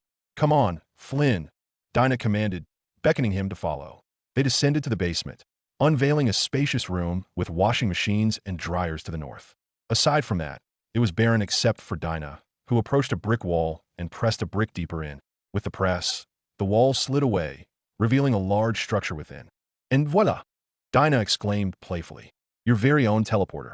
But that's not all. In response to your request, we've acquired a lair where you can operate covertly and store your gear. Ready to blitz over there?" Flynn's smirk was one of eager anticipation. Hudson Bay, New York, March 13th, 10:57 a.m. Eastern Daylight Time. The teleporter activated and in came Dinah and Flynn. As he observed, Flynn was in an empty warehouse save for the essential state-of-the-art computer with several screens in one corner. Outside of that, the warehouse was completely empty and all the windows were blocked from allowing any viewing by outsiders. I'll admit, the specifics in your request did kind of throw the league off, though it probably should be no surprise since you seem to know how to handle weapons. So it wouldn't be far off to assume you know how to use a computer.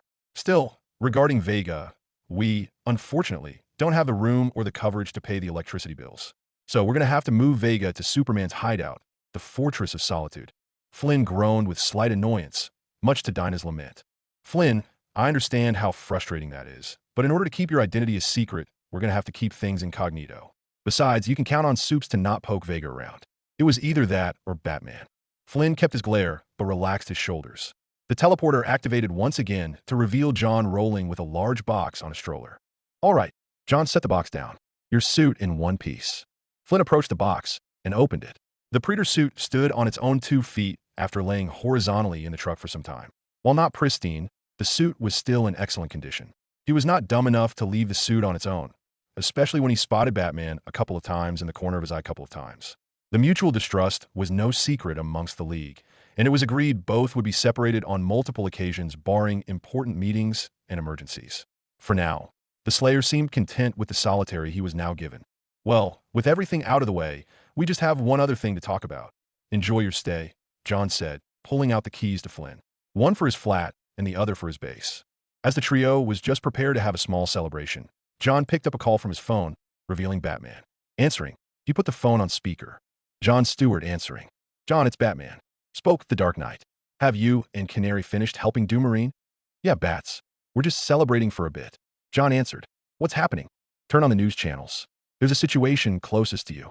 Hearing that, the lantern turned on the screen to see NYPD and SWAT teams surrounding a strange purple creature causing havoc with Superman battling it, with news reporters gathering and getting a big scoop.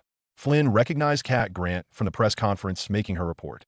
This is Cat Grant reporting live from Times Square where Superman is in mid-battle with the supervillain known as Parasite, who had recently escaped from Stryker's Island 4 days ago.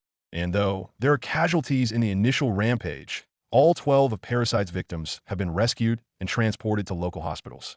As of now, Superman is containing the situation. The scene was followed by Parasite throwing an empty bus in Cat Grant's direction. The woman and her cameraman ducked in a panic, but were thankfully saved as Superman flew quickly, holding the bus in the air in full view. From his observation, Flynn noted the Man of Steel's hands were fully covered with red gloves. Before, he hadn't worn them any other time except this moment. His thoughts were interrupted as Batman spoke up again. Superman requests for backup. You two are the closest to his location. If Parasite gets so much a single touch on Superman, then we'll have a problem on our hands. On it, Bats. John answered. We'll be taking Flynn as well. Overwhelming silence followed until Batman spoke up. Can I trust that he'll keep the damage at the minimum? John and Dinah glanced back at Flynn, now crossing his arms in disapproval. I'll be sure to keep an eye on him. So be it. Batman out. The call ended immediately. John looked at Flynn, looking prepared to start his new life. Suit up, Flynn. Times Square, New York. March 13th, 11:15 a.m. Eastern Daylight Time. Superman crashed into a nearby store with a SWAT van on top of him. Superman managed to push it out of the way and dodged in time, just as Parasite crashed onto his spot. The purple-skinned mutant stood with an unnerving smile of his. What's wrong, Soups? He spoke mockingly. Can't handle a touch? Superman ignored the question. This needs to end, Raymond. Why even attack New York? These people have done nothing to earn your wrath. 'Cause I'm hungry, Soups. Parasite coldly answered. And when I'm hungry, I need a little snack before I get to the main course. Ain't no way I'm gonna go on an empty stomach. Parasite began closing in on Superman, with the latter simply putting distance between himself and the mutant. Using his freezing breath, Superman froze Parasite on the spot. The mutant struggled to move as the ice began to form around him until he was unable to escape his icy predicament. This wouldn't last, he knew, but enough time to call in for backup. League to Superman. He called. I have Parasite temporarily contained. Requesting for immediate support. Batman to Superman. Batman answered. Stewart, Canary and Marine are on their way. They're not far from your location. Copy that. Superman said. Superman out. Closing his comms, Superman heard the ice cracking behind him. The Man of Steel slowly backed away as Parasite began to crack through his frozen prison. Behind him, both civilians and police took cover as the ice exploded in multiple directions. Upon release, a look of sheer outrage was written all over Parasite's face. "That was damn cold of you to do that, Soups." Parasite snarled. "But nothing like good old soup to keep me warm." Parasite lunged forward, hands extended towards the Man of Steel. Abruptly, a beam of green light struck Parasite in the chest, propelling him into a storefront window. Superman glanced upward to see Green Lantern John alongside Black Canary and Doom Marine. The crowd and journalists cheered as familiar heroes joined the fray, though some were cautious of the latest hero to emerge. "This is Cat Grant, reporting live from Times Square," Cat confidently reported to her cameraman. "As the battle rages here, the Green Lantern known as John Stewart and Black Canary have arrived on the scene along with the debut of the Doom Marine. As you can hear behind me, the crowd is going wild to see heroes helping out the Man of Steel, and I have a feeling this battle will end shortly. However, some are wondering what the mysterious Doom Marine could bring to the table. Thankfully, we'll be having an exclusive first look at our live coverage." As John descended, Canary and the Marine leapt off the conjured platform as soon as they were close to the ground, with Doom Slayer pulling out his combat shotgun. "You called for help?" John inquired. "Greatly." Superman looked with relief. "John, I need you to set up a barrier around here. I don't want Parasite getting near the civilians. Canary, get these people out of here. I don't want them risking their lives being this close for a scoop." "Way ahead of you," John replied, elevating towards the sky while Black Canary approached the nearest officer and got the rest to move further away. Doom Slayer stood expectantly, looking to Superman if he had any orders to give. "I'm glad you could join us, Doom Guy." Superman spoke lightly. "While I have some reservations about how you'll manage this, I trust you'll keep the damage to minimum. Besides, superheroics could suit you. Just await my orders." Doom Slayer simply shrugged. Even through his X-ray vision, Superman could only discern a neutral expression on Flynn's face regarding the statement. Nevertheless, he sensed that the Slayer was not fully on board. Indeed, he was partially correct. Flynn was not entirely comfortable with the idea of sparing a credible threat with a significant history of offenses. Neutralizing Parasite seemed, for obvious reasons, the most logical and practical course of action. Yet, despite his qualms, he was bound to adhere to the Justice League's protocols, albeit reluctantly, if only to work around in his position. While Superman and the Doomslayer engaged in conversation, with John Stewart high above and Canary rejoining, Parasite emerged once more, seething with fury at the sight of his previous assailant. As he entered, a wall of bright green energy began to rise around Times Square, towering as high as Madison Square Garden behind him. Parasite snarled, "You think that ring's going to keep you safe from me, Lantern? Just wait until I get my hands on you." "No thanks," John scoffed. "I'm committed to the law." "Not for long you will." Parasite took his stand against the heroes who now numbered 4. "The more of you there are, the merrier, I say. Gonna enjoy the buffet for sure." The 4 heroes ignored the villain's creepy monologue, with only Canary giving a slightly disgusted look upon hearing it. While everyone was prepared, Vega entered Flynn's comms again. "Slayer, I have obtained comprehensive information on the adversary known as Parasite," Vega reported. "His real name is Raymond Maxwell Jensen. After exposure to an unidentified toxic substance at Star Labs in Pittsburgh circa 2006, Jensen gained the ability to siphon life energy from living beings through skin contact. Thankfully, the Predator suit renders you immune to Parasite's powers. While utilizing your arsenal remains optional, it could prove advantageous." With a confident smirk, the Doomslayer advanced towards Parasite, striding past and alert Superman. Just as the Man of Steel was poised to intervene, Vega interceded. "Superman, while I understand your concerns with Doomslayer's method, let it be known that he's already aware of Justice League protocols." Superman, albeit with some hesitation, ultimately refrained from intervening as he, along with the others, observed the Doomslayer confront Parasite. "Let's hope damage control is on our side," he murmured to Dinah, who stood beside him and gave a hesitant nod in response. Above them, John observed with a neutral expression, yet his investment was as deep as the rest. Doomslayer advanced until he was merely 10 steps away from Parasite's grasp. The parasitic adversary regarded the armored Marine with a blend of amusement and caution. Indeed, he was enormous. Incredibly so. He stood taller than Parasite himself, and the heft of his suit lent an even more daunting presence. Yet, it paled in comparison to the ominous dark visor in place of a face.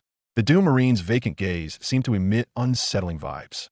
Nonetheless, Parasite felt assured in his ability to confront him directly. What did it matter if this newcomer was a mystery to all? He might just be a grounded Superman. Brimming with confidence, Parasite was swift to boast, "You think some Tin Man is going to stop me from prying you open? You ain't nothing but lobster." A few cracks are all I need, dash. Abruptly, the Doomslayer swapped his shotgun for a rocket launcher and targeted his foe. Parasite gaped in shock as 3 rockets struck him squarely in the chest. The metahuman howled, propelled into the sky by the force. The Doomslayer, swift and decisive, dashed forward. Grasping Parasite's leg, he hurled him down, the impact shaking the street and creating a crater. Realizing the metahuman could still battle, the Doomslayer didn't hesitate to assault him, bombarding Parasite with a flurry of punches. The initial strike was potent enough to inflict severe concussion and bruising. A second blow would have shattered the nose and jaw, while a third would have collapsed the skull and obliterated the remaining brain tissue. Any ordinary human would have perished instantly, but not Parasite, who was forced to withstand the agony. His ability to absorb life force from his victims was both a gift and a curse. Despite his resilience, Parasite experienced agonizing pain as the punches rained down on him, akin to being struck by a barrage of rockets in the face. In fact, the punches hurt more than the actual rockets themselves. Beneath them, the concrete started to fracture under the force of the Slayer's punches. Everyone clung to something for dear life, as the man-made tremors from the Marine showed no mercy to his adversary. Superman grasped Black Canary and hoisted her up just as the ground split beneath her. Both Canary and Superman stared, dumbfounded, at the savage spectacle the Doomslayer was unleashing. It was, to put it mildly, sheer overkill.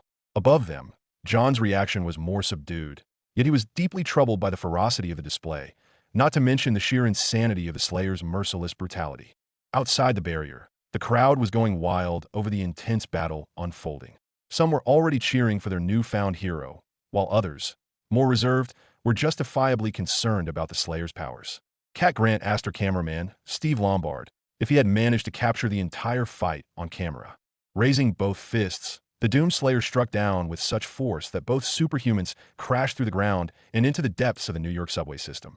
Witnessing this, Superman became distressed and decided to set Canary down at a safer distance. "I have to stop this," Superman shouted as he dove into the hole to rescue the pair.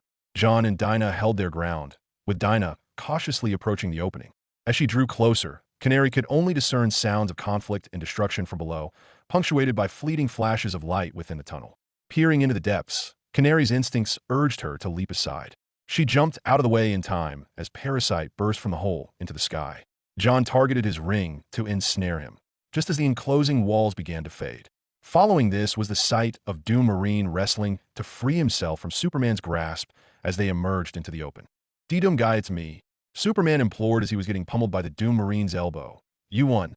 Parasite is knocked out. Stop fighting." Observing their struggle, John dropped Parasite on the ground and directed his ring to separate the two. Superman appeared relieved at the separation, nursing his face afterwards, and Doom Marine began to calm down as he observed the ring's efforts to restrain him. Both heroes were positioned on the ground, but the Doomslayer, still discontent, brushed off the restraints. Seeing Parasite dropped not too far from them, Flynn advanced towards the metahuman, only to be halted as Superman seized his pauldron. Doomslayer returned the gaze, meeting the Man of Steel's resolute expression with his own. "You've done enough," Superman said in a stern voice. "There's no need to perpetuate the violence. What's done is done. We have what we need. We're putting Raymond back to Stryker's Island, and that's final." Despite the helmet's enclosure, Superman could discern Flynn's seething anger beneath it. Clark found no fault in him. Acknowledging his rage was the initial step towards healing. The Marine appeared poised to strike the Kryptonian hero, if not for John's timely intervention. "Easy, big guy." John reassured him. "You did well. Could have minimized property damage, but I can take it from here. It's my expertise. Just walk it off." The Marine's expression remained stern, yet gradually softened. Retreating to his personal space, Flynn began to inhale, mentally counting to 4. He exhaled on the same count, employing a technique he was taught in his youth. When he had Flynn shut his mind off of it. That life was gone now. All he had was a cause to wipe evil from the face of reality. And that was all he needed. With John and Superman engaged in conversation and Doomslayer calming his nerves, Canary approached to inspect Parasite's crumpled form. Upon closer examination, the extent of his injuries wasn't as catastrophic as she had anticipated, yet certain wounds were enough to make Dinah shudder. Several bones protruded from the left side of his body, particularly his arm and leg. The fingers on that side were bent and crushed at odd angles. It was evident he had attempted to fend off Doomslayer, who in turn had seized his limb and flung it aside. His chest bore a visible indentation at the center, even amidst the purple tendrils that sprawled across his skin. His face had sustained the worst damage, His jaw was shattered, leaving half his teeth missing and his mouth bleeding profusely. The side of his left eye, now hanging by its optic nerve, made Dinah wince. Somehow, the metahuman formerly known as Raymond Jensen was still clinging to life. Dinah could hear his labored breathing from just a few inches away. She couldn't decide whether it was luck or his absorption abilities that saved him. It certainly didn't seem like salvation was the right word for his situation. What's more, it appeared that Doomslayer was restraining himself, perhaps to inflict maximum suffering on Parasite. This mercy seemed far crueler than the fate he bestowed upon the demons.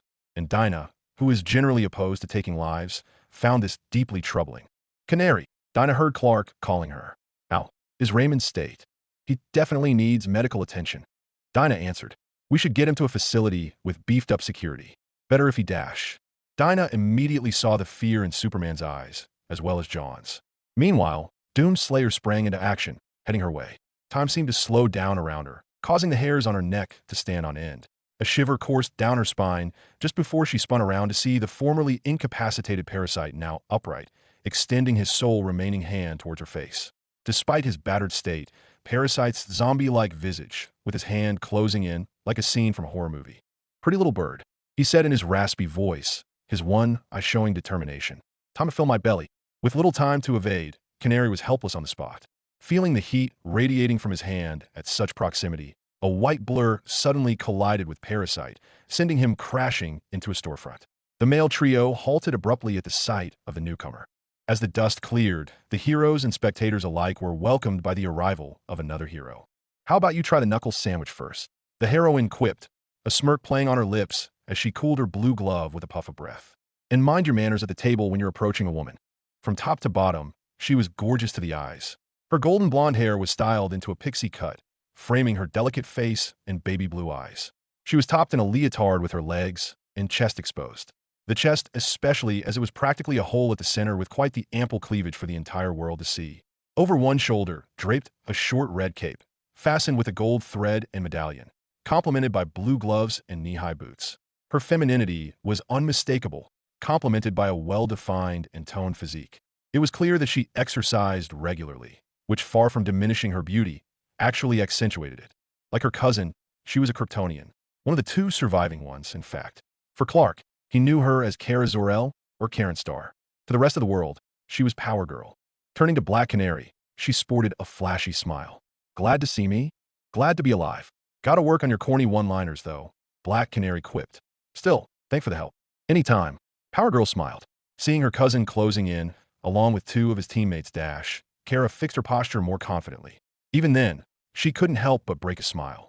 Hey, cuz. She beamed up. Was just around the city when I heard the commotion. Heard you were in the area, so I figured I'd stop by. Hey, Kara. Clark greeted. That's really nice of you. And thanks for the help. Well, it's what heroes do, Kara quipped, before quickly looking at John. Oh, hey, John. How are things with you? Good as usual. John responded casually. Kara, nodding in approval, then caught the gaze of the League's newest member. So, you must be the new guy my cousin told me about? Doom Marine, right? Kara floated towards Doom Marine, reaching out for a handshake. Name's Power Girl. Well, not really. That's my superhero identity. It's Kara, but I also have a human name that's probably better off not saying in public. You know, secret identity and all. After completing her introduction, Kara awaited a response, curious to discover the nature of the Doom Marine. He remained silent. She had to admit that there was something off about his demeanor, akin to a black hole drawing in curiosity. Still, Kara found herself oddly captivated by his enigmatic presence. Okay, she simply said, slowly lowering her hand. I guess you're the strong, silent type kind of guy. Huh? It's cool. The silence lingered, adding to the awkwardness.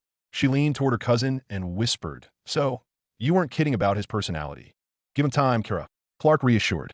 He's only been here for a couple of days now. As the cousins conversed, Doomslayer was assimilating new information before him. Power Girl's attire was notably provocative, more so than Wonder Woman or Black Canary, who had some justification for their exposure, such as combat mobility and flexibility. This was in stark contrast to Hawkwoman, who, despite being a stranger to him, clearly wore gear that protected her vital areas. He considered Kara's costume impractical, yet he reasoned that invulnerability as a superhero probably rendered fashion concerns moot. But looking at her now, Flynn was oddly entranced by her. It certainly wasn't the obvious pair that was in front of him. No, it was something else. She seemed pleasant, familiar. She reminded him of, Are you staring at my boobs? Flynn Taggart's eyes widened as he returned to reality, his gaze lifting to meet the disdainful eyes of Power Girl. Because if you are, I'm going to report you, creep. I can file a complaint to the League for sexual harassment. And you can bet your ass that I'm going to share this with the press.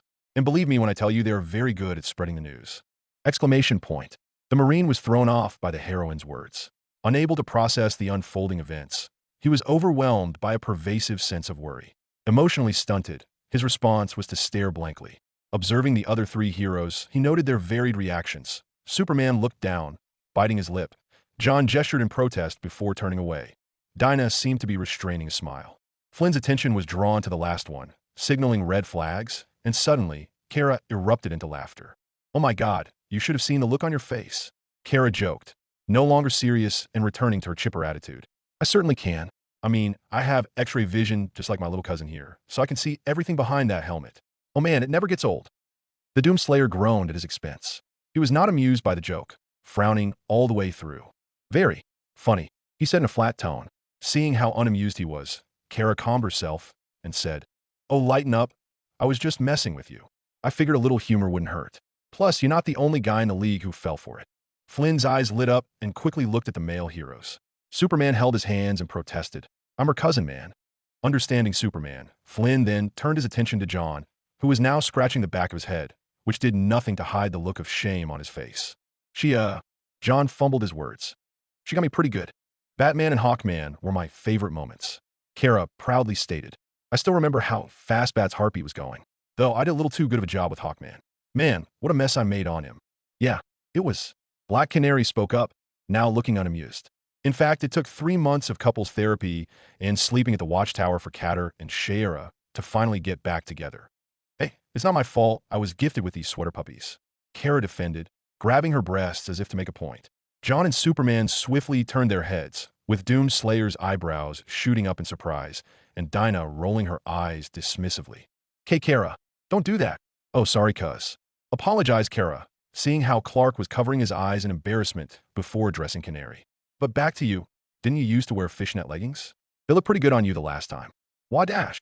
It was now Canary's turn to feel offended. However, before she could voice her objections, the heroes were interrupted by a distressing noise. Hey, monster, run. The screams were coming from a store where Parasite had crashed. Soon, civilians were pouring out, fleeing for safety. The heroes were so caught up with introductions, they had forgotten the villain earlier. Oh crap, Parasite, I'll handle this. Be right back. Power Girl rushed into the store. Kara, wait up. Superman went after his cousin, knowing how dangerous Parasite was. Doomslayer followed suit, brandishing the super shotgun in hand. Only John and Dinah were left behind, both maintaining a perimeter and keeping silent in preparation. That was until Canary screamed, I'm trying to be a better role model for the impressionable youth. It still needs a lot of work, John commented, with Dinah pouting beside him and mumbling, it's a start at least. Deep within, the Kryptonians and the Slayer proceeded with caution. The store was completely vacant, eliminating any risk of casualties. However, the confines of the building posed a risk of hidden assailants. They moved past the area where Parasite was thought to have landed. Shattered furniture and heaps of clothing lay scattered about. Then there was the blood. Although not the typical unsettling shade of red, the copious amount of purple blood left a discernible trail. Be on the lookout, Superman warned. Parasite could be anywhere. He'll use the environment to his advantage. Doomslayer grunted in agreement, walking past the two heroes. The three followed the trail. The Marine's eyes were scanning all over the floor, so focused on his work that he didn't pay attention to either Kryptonian behind him. Kara levitated toward her cousin and whispered, I can see he is very much into the Second Amendment, and quite the focus guy. Yeah, Clark searched for the proper wording. He's not exactly from a nice place. Clearly, Power Girl stated, though it's nice to meet a new face around here, especially another wayward soul. Clark glanced at her cousin with empathy. He gently laid his hand on her shoulder and said, I'm sure you and Doom Guy will get along well. Kara looked thoughtfully to his words, before giving a mischievous smile. Is my baby cousin now playing matchmaker all of a sudden? Power Girl teased, eliciting shock and embarrassment once more. That wasn't th. Clark stopped mid-sentence when he saw Doomslayer signaled to stop. The air around them turned serious, and both heroes checked what the Marine was looking at. The blood trail had ceased, leaving the three at the escalators. So this is where it ends, huh? Kara thought out loud. I guess it means we'll have to follow the horror movie rules and split up then? Not necessary, Power Girl. Vega spoke up, spooking the female Kryptonian as he spoke through the Doomslayer's armor. Forgive my interruption. I am Vega. I'm sure you are aware of my existence. Even so, I am the personal assistant AI for the Doom Marine. Nice to meet you, Vega. Kara greeted back, quickly composing herself. And may I ask why it's not necessary? Simple. Vega started. To answer your question, one of these floors requires only 2 individuals to investigate. The other requires only Doom Marine. Wait, you want to go alone? Kara raised a brow. You sure you don't need help? Because I've seen enough horror flicks to know it's a bad idea to split. Unnecessary, though your concerns are appreciated. Vega complimented. In fact, the Doom Marine's armor will protect him from Parasite's touch. To prove Vega's point, Flynn proceeded to pound lightly on his chest. Kara looked at her cousin with concerned eyes. It's all right, Kara. Superman comforted. I've seen how he handles. Sort of. Not one to stay idle. Doomslayer headed downstairs before Kara could even respond. Superman laid a hand on her shoulder and gestured for her to head upstairs together. Reluctant at first, Kara ultimately relented and followed her cousin. The two heroes were now in the furniture section, ranging from kitchen appliances to sofas to bed frames. The size of them made for good covers to hide behind. Luckily, both Kryptonians used X-rays which negated Parasite's stealth impossible. Found him, Kara. Not under my radar, Kara answered. You? No, I'm afraid. Superman followed, keeping his stern gaze on the surroundings as he pressed on his ear. Doom Marine, Vega, do you copy? This is Vega. How may I help you, Superman? Vega. Any signs of Parasite on Doomguy's end? Still searching. Negative, Vega answered. Doom Marine, and I will return with a follow-up. Be careful on your search, Superman. Thanks, Vega. Superman disconnected. Kara smiled and said, Man, that Vega is just gosh darn polite. It's like if Mr. Rogers took over as HAL 9000. I also wonder if that's what golden retrievers sound like if they had a voice. Yeah, Superman somewhat agreed. He's starting to grow on the league. Except, Batman. Batman, Superman answered, receiving a nod from her. Awkward silence followed, which then drifted to intense silence as they searched for Parasite, while also looking out for surprise attacks. With just the two of them alone, Kara felt something in the back of her mind. With the intrusive thoughts beckoning, she spoke up. So what's his story? Superman turned to his cousin. What's up with Doomguy? Kara specified. You didn't say much when you told me about him the first time. And meeting him now, he seems pretty tense. Like he's always on the edge or something. Well, Kara, her cousin tried to form the best words out of his mouth. There wasn't a lot I could reveal to you. And to be honest, I'm not even certain if you could take the reveal well. What? That he's a super soldier from another dimension. Kara summarized. I don't see how I can't take that well. Come on, cuz, there's got to be more to his story. Maybe not now. Superman dismissed. Now when we got a bad guy to dash. Superman heard a disturbance. And so did Power Girl. With their keen sense of hearing, the noise was growing clearer. They could make out a woman nearby. She was crying. Narrowing her location from theirs, both heroes found her in the break room. I'll get her. Power Girl stated her intent, flying past Superman with the latter staying behind. Vega and Doom Marine, we have a wounded civilian. Possible hostage. Be on standby. Copy that. Vega out. Superman soon followed after his cousin. Not too long after, Kara was the first to enter. The room was completely dark save for the light coming from the halls. It didn't take long before she spotted a woman on the ground. Not wasting a second thought, Kara rushed to her side. Are you okay? She asked calmly. The woman wasn't looking at her, but Kara could see her long dark hair covering her face. That monster, the woman stuttered. He's still around here. Relax. Kara laid her hand on her shoulder. Behind her, Kara sensed her cousin entering the room with his shadow over her. Superman, I need your help. Kara turned to her cousin. We need to get her out before dash. Ka wasn't registering his cousin's words. Instead, his gaze was fixed to the left side of the room. He stood frozen, a look of shock etched on his face. Following his gaze, Kara's heart leapt at the sight before her. A woman lay on the floor not far from them, her breathing ragged as well. She also returned their stare with a vacant gaze. But what truly shook Kara's core was the woman's hair. It was the same dark color. Kara looked down at the kneeling woman, only to find herself staring at Parasite's grotesque face, hideously smiling back at her. Kara didn't register her cousin's cries before the woman suddenly grabbed her face. Immediately, her life force was suddenly draining out of her. Superman rushed to save her, but was blasted into a wall by Parasite suddenly developing laser vision. Kryptonian. Parasite moaned, absorbing all the energy out of Kara while his body reverted to its grotesque form. My favorite. Kara struggled out of Parasite's grip with futile strength left in her. The purple creep continued to leer at his praised body. Thank for the service, Toots. Usually, I have never had such fine dining before, but you do make yourself look appetizing. Power Girl felt nothing but disgust and revulsion at his comments, which were further emphasized by a long tongue that licked her face. Her power continued to fade and fade. Suddenly, the floor beneath their feet exploded. Parasite lost his grip on her, with both now being flung in different directions. Superman, quickly recovering from Parasite's attack, caught his cousin in the air. "I got you." He held her in his arms, weak but very much alive. Kara, with little strength, spoke raggedly, "The girl save her." Superman understood as he quickly grabbed the woman out. Power Girl was now hanging over his shoulder while the unconscious woman was carried in his arms. Coincidentally, another figure erupted from the blasted hole. Doom Marine popped in and wasted no time bombarding Parasite with micro-missiles from the assault rifle. "Do you require medical assistance, Superman?" Vega cordially spoke, much to Superman's elation. "I'm fine, Vega." He hoarsely spoke. Parasite sapped Power Girl. "Watch out." Understood. Vega accessed the information.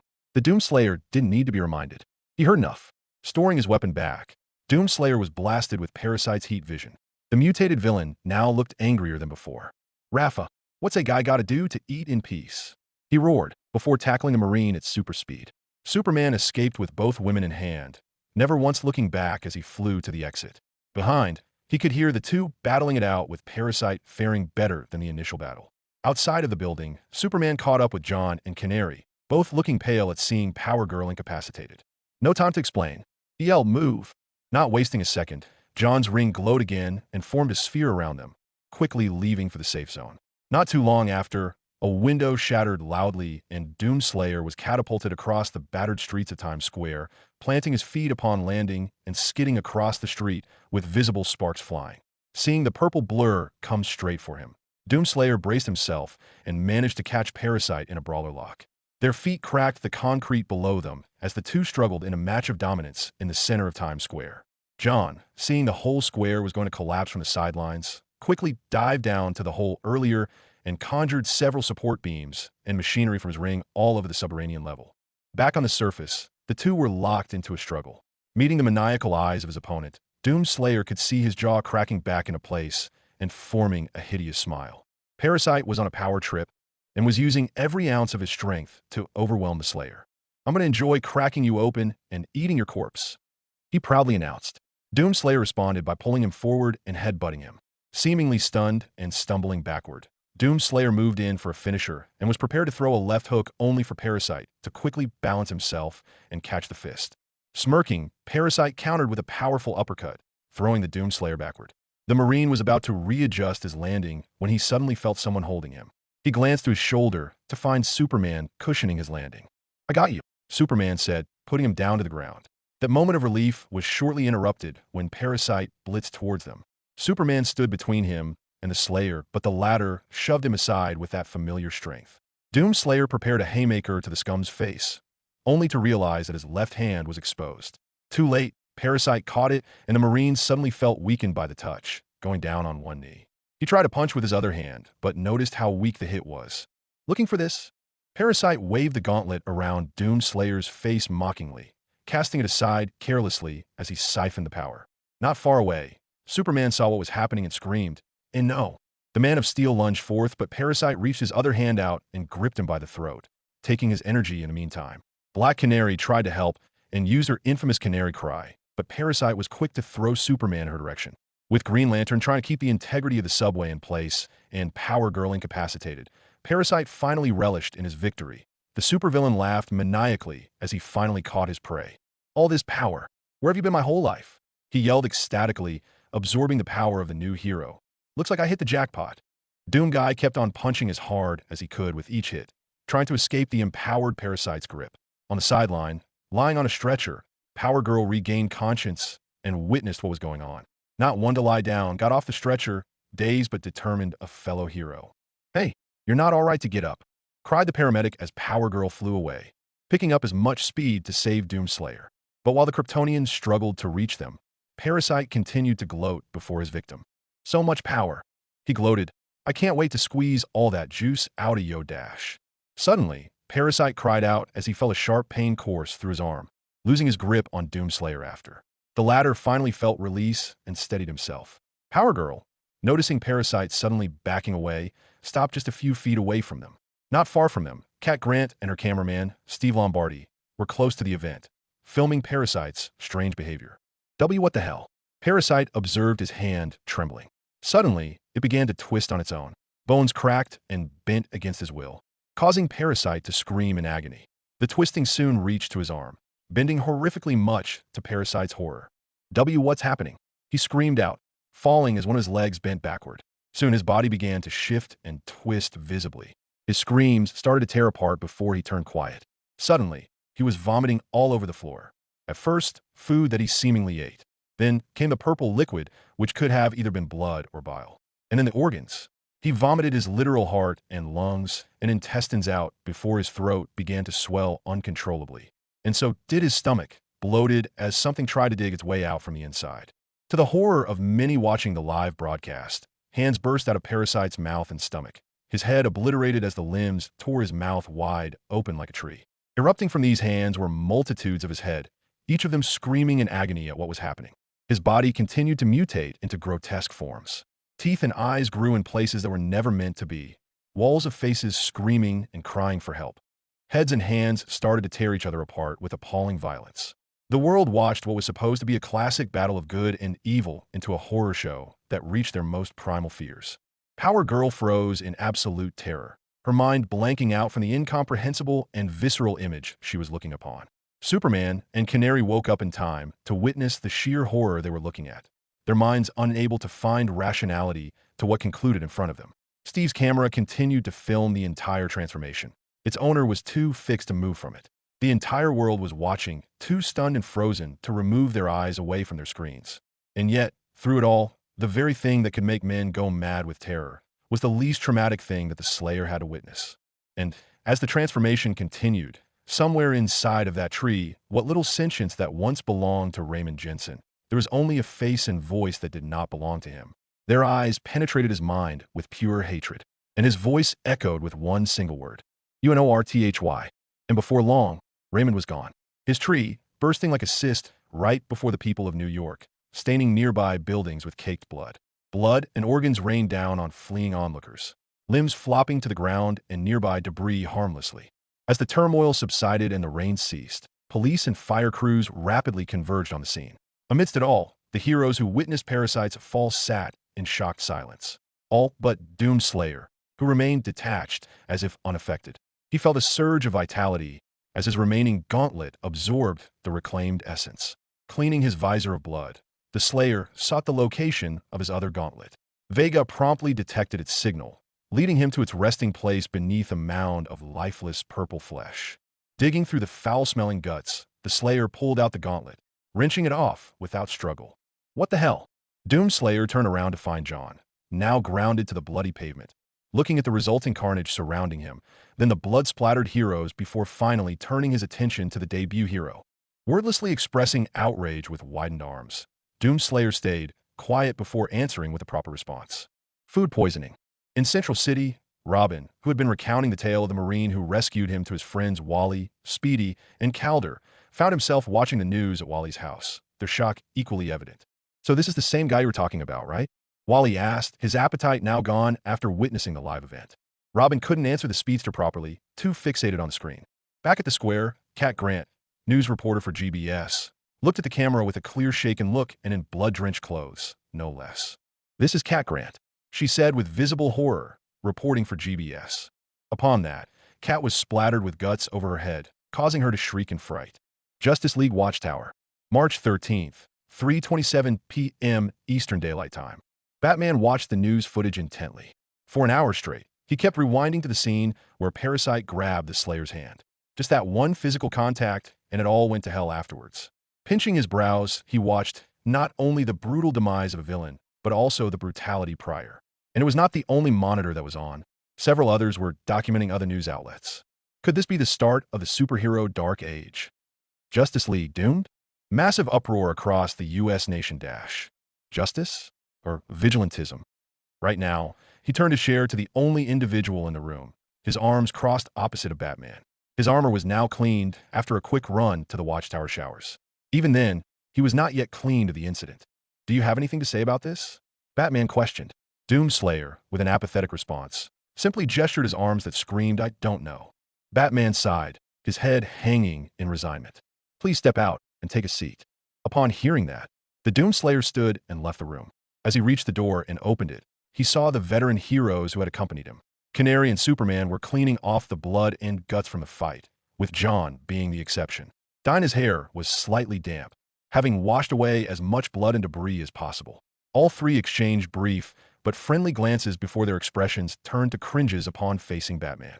With the door closing behind him, the Slayer was left to his thoughts. Initially, it appeared he was alone. Occasionally, other heroes passed by, either turning their backs or giving him disdainful looks, likely due to the recent incident. Nonetheless, he seemed unaffected. Meanwhile, he could hear voices inside growing louder, though not escalating into a full argument. Flynn didn't need to eavesdrop to know the subject. It was all too predictable at this point. He could also faintly hear Vega's voice, a slight vibration through the walls that lifted his spirits. "Oh hey, you're here." Flynn's thoughts were broken as a voice addressed him. Looking up, he saw Power Girl approaching him. She was levitating in air with her feet dangling just a few inches above the floor. She greeted him with a slightly apprehensive smile. "I guess we're both gonna have to see the principal, eh?" She cracked a joke to break the tension, rubbing her arm as she briefly turned her gaze away from him. Sensing her awkwardness, Flynn didn't fault her for feeling scared. He may have been gone without contact for God knows how long, but he wasn't blind to what people thought of him. Kara being no exception here. An awkward silence followed until Kara spoke up.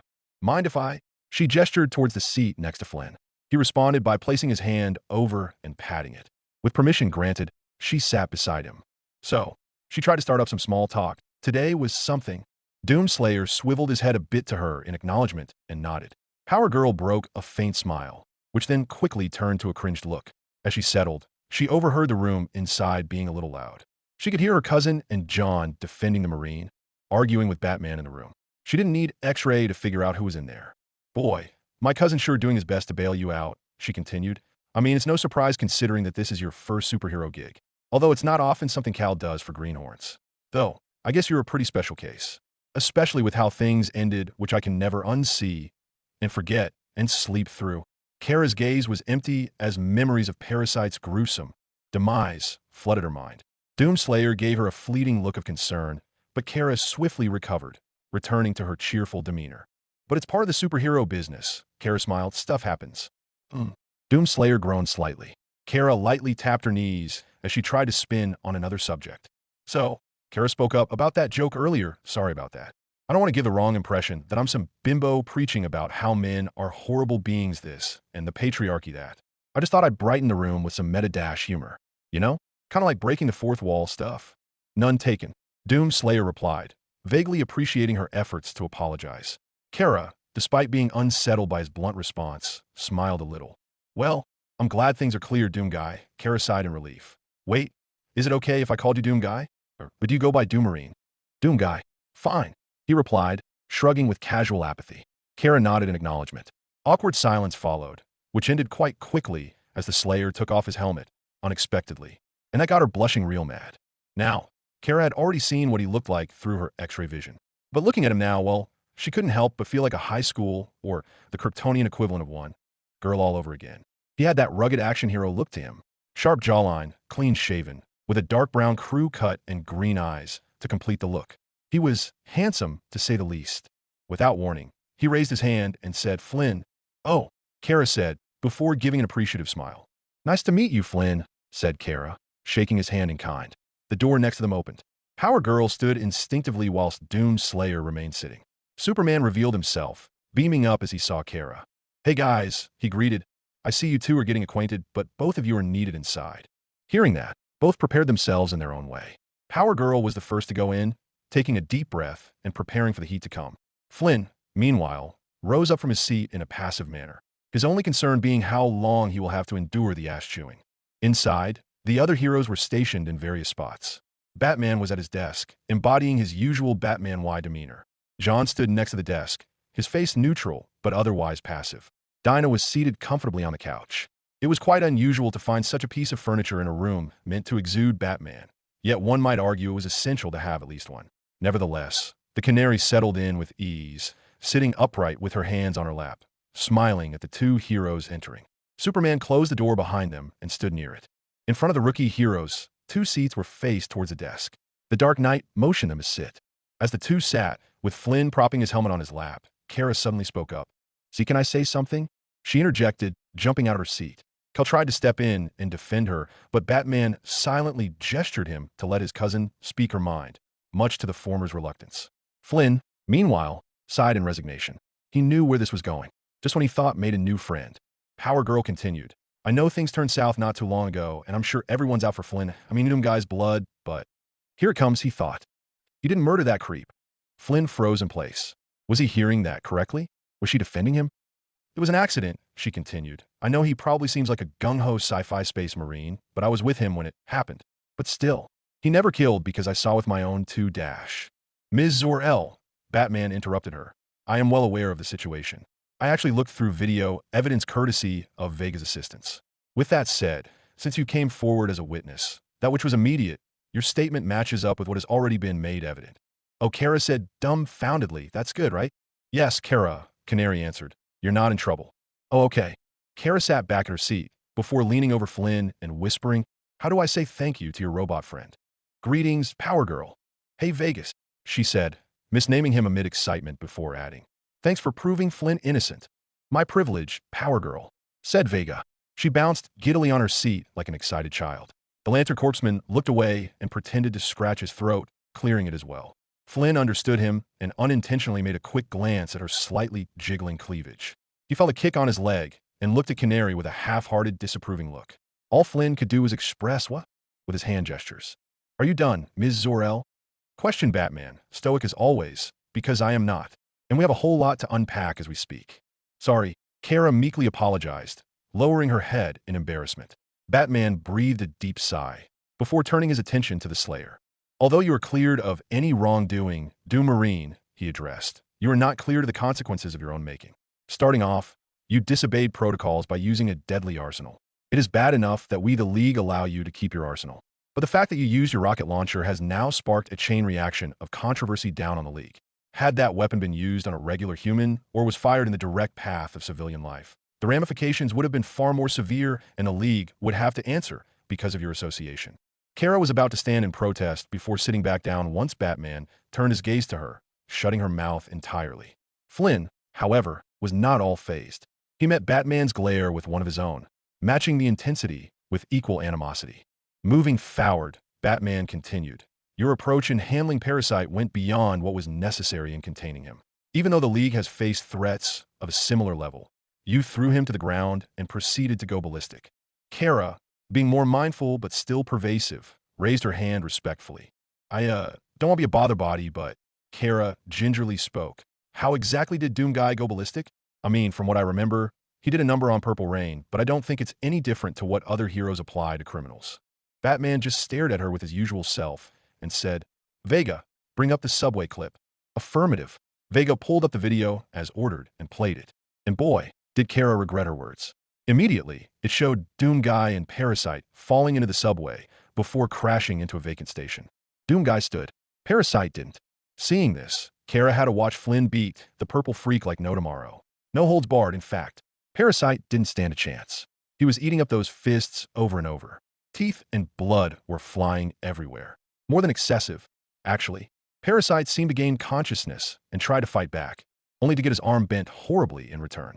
Kara felt sickened at that scene, wincing especially when the creep screamed. She winced every second. Can see why that should raise concerns. "It gets better," Batman flatly remarked. The scene quickly changed as Doomguy ceased the beating and held Parasite up, before smashing his face against a passing train on one line. Everyone but Batman and Doomguy cringed as the clip showed him smashing Parasite's head against the windows, blood smearing across the sides of the carriages of the speeding train. Doomguy took the clip with amusement, giving a slight smirk which didn't go unnoticed. Though horrified, Kara could not help but ask, "Why was that train still moving?" "We're investigating into that, but that is not our concern," Batman stated. What's concerning, however, was the fact that Doom Marine used excessive force against a criminal who had already been put into submission, something that even the League would not abide by. Upon hearing this, Flynn quickly retorted with a single word. "Rich," he shot back. John was quick to respond to the remark. "Flynn," John addressed, "stand down." Flynn snorted dismissively but leaned back against his seat. Batman, without looking, called Vega once more. Vega, please, in the records. Affirmative. The clips closed afterwards as Batman continued on. With those two issues addressed, I will now go into our last one. That being the manner in which Parasite was killed. Kara gulped upon hearing that, with Flynn not much phased on his end. As if reading his mind, Vega brought up the image of Parasite's final form. The massive tree that used to be Raymond Jensen mere moments before his demise was on display. It really unnerved most of the group as they looked at the contorted faces of Parasite in his agony. Batman, however, proceeded. Though what happened to Parasite was an anomaly, Batman detailed, admittedly, even I cannot explain what had happened, even with evidence especially. However, since you were at the scene of Parasite's unfortunate end, speculations will now be running across the world, especially with the advent of the internet becoming widespread and accessible to everyone. Oomph. Flynn scoffed. Batman was now getting tetchy, his tone reflecting such. You think this is amusing? He raised his voice, causing the League veterans to flinch in sight. This affects everyone, the entire Justice League. I entrusted John to take you in as his handler, but it seems he didn't hammer into your thick skull hard enough. So allow me to reiterate, you screwed us. And because of you, we now have to answer to the Pentagon. The last one seemed to get everyone but Flynn to turn their heads in surprise. What? Kara was the first to speak. I don't understand. After 10 years of cleaning up the street guys of bad guys, they're now doubling down because of this one incident. That's an oversimplification, Batman stated. But to further simplify it, they now possess the necessary leverage against us. Wait a sec, Cal stepped in. By law, that would just be circumstantial evidence to them. The one we have is physical evidence. Evidence that can prove Doomguy was not guilty of Raymond's death. If you show them a copy, I'm sure they'll stand down. Batman's eyes squinted further as he glared dreadfully at the Man of Steel. If you had given me a month's notice to explain why that will never happen, it still wouldn't be enough. He's right, Clark, John reluctantly agreed. That's not how they play. In fact, they're more than happy to get their hands dirty if they can. Indeed, Batman said. However, Superman is correct about delivering it to the Pentagon, which is I will be in contact with them after this meeting is adjourned. Batman directed his attention to Flynn once again. You don't know how lucky you are, Batman retorted, because there are plenty of people worse than me who want your head over this. But I'll be damned if I sit on my hands and let this pass over as head of the League. After completing his assessment, Batman gave the Marine one final look. Flynn appeared largely unmoved, yet there was a slight softening in his demeanor. He showed no scorn or condescension. Instead, he had the look of someone deep in thought, as if gears were turning in his mind. The detective couldn't tell if it was regret or a newfound wariness of his own strength that was affecting Flynn. What was clear, however, was that the encounter had impacted him in some way. With no words to add, Batman ended with, "You're all dismissed." With that, the heroes exited the room. The Slayer lingered briefly, casting a final glance at the Caped Crusader before donning his helmet, the door closing behind him. Now free, Flynn strode his way to the teleporters alongside his group. John walked beside him and spoke to him. Say what you want about Batman, John started, but he's not wrong in his observations. You really are lucky. I know that seemed all like nothing to you, but that was 1 in a million, hell, a billion chances you just brushed with. I already said it before, and I hope you remembered it before. But don't step on the League's toes again. Flynn made only one side glance back at the lantern, but made no retort after. Along the way, the Man of Steel departed amicably with the others to deal with paperwork. Initially, it would have been just Flynn, Dinah, and John making their way. However, Kara had surprisingly decided to join them.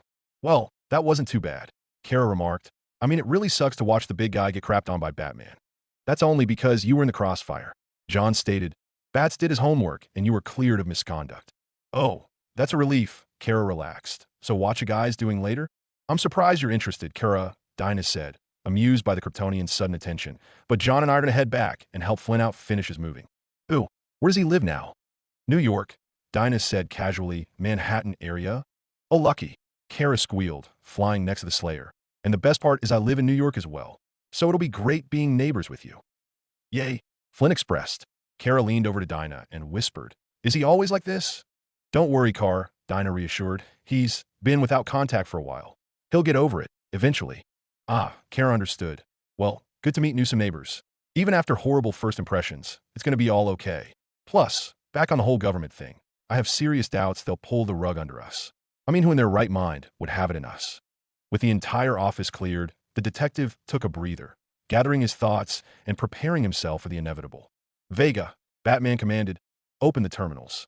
Commence meeting. The former UAC AI did as expected, opening up a window on the screen. A window popped up, revealing a heavy-set black woman appeared on screen. Waller, Batman grimaced as he addressed her. Batman, she replied, I hope you know exactly what I'm here for. We'll cut to the chase, he bluntly stated. I have other matters beyond this debriefing. As long as you play your cards right, playboy, she snarked. And Uncle Sam won't have to raid you in your crony's little clubhouse. Batman held his retort. Noticing his acquiescence, Amanda allowed a small smirk to form. So, Amanda started, let's talk about your new friend's debut, shall we?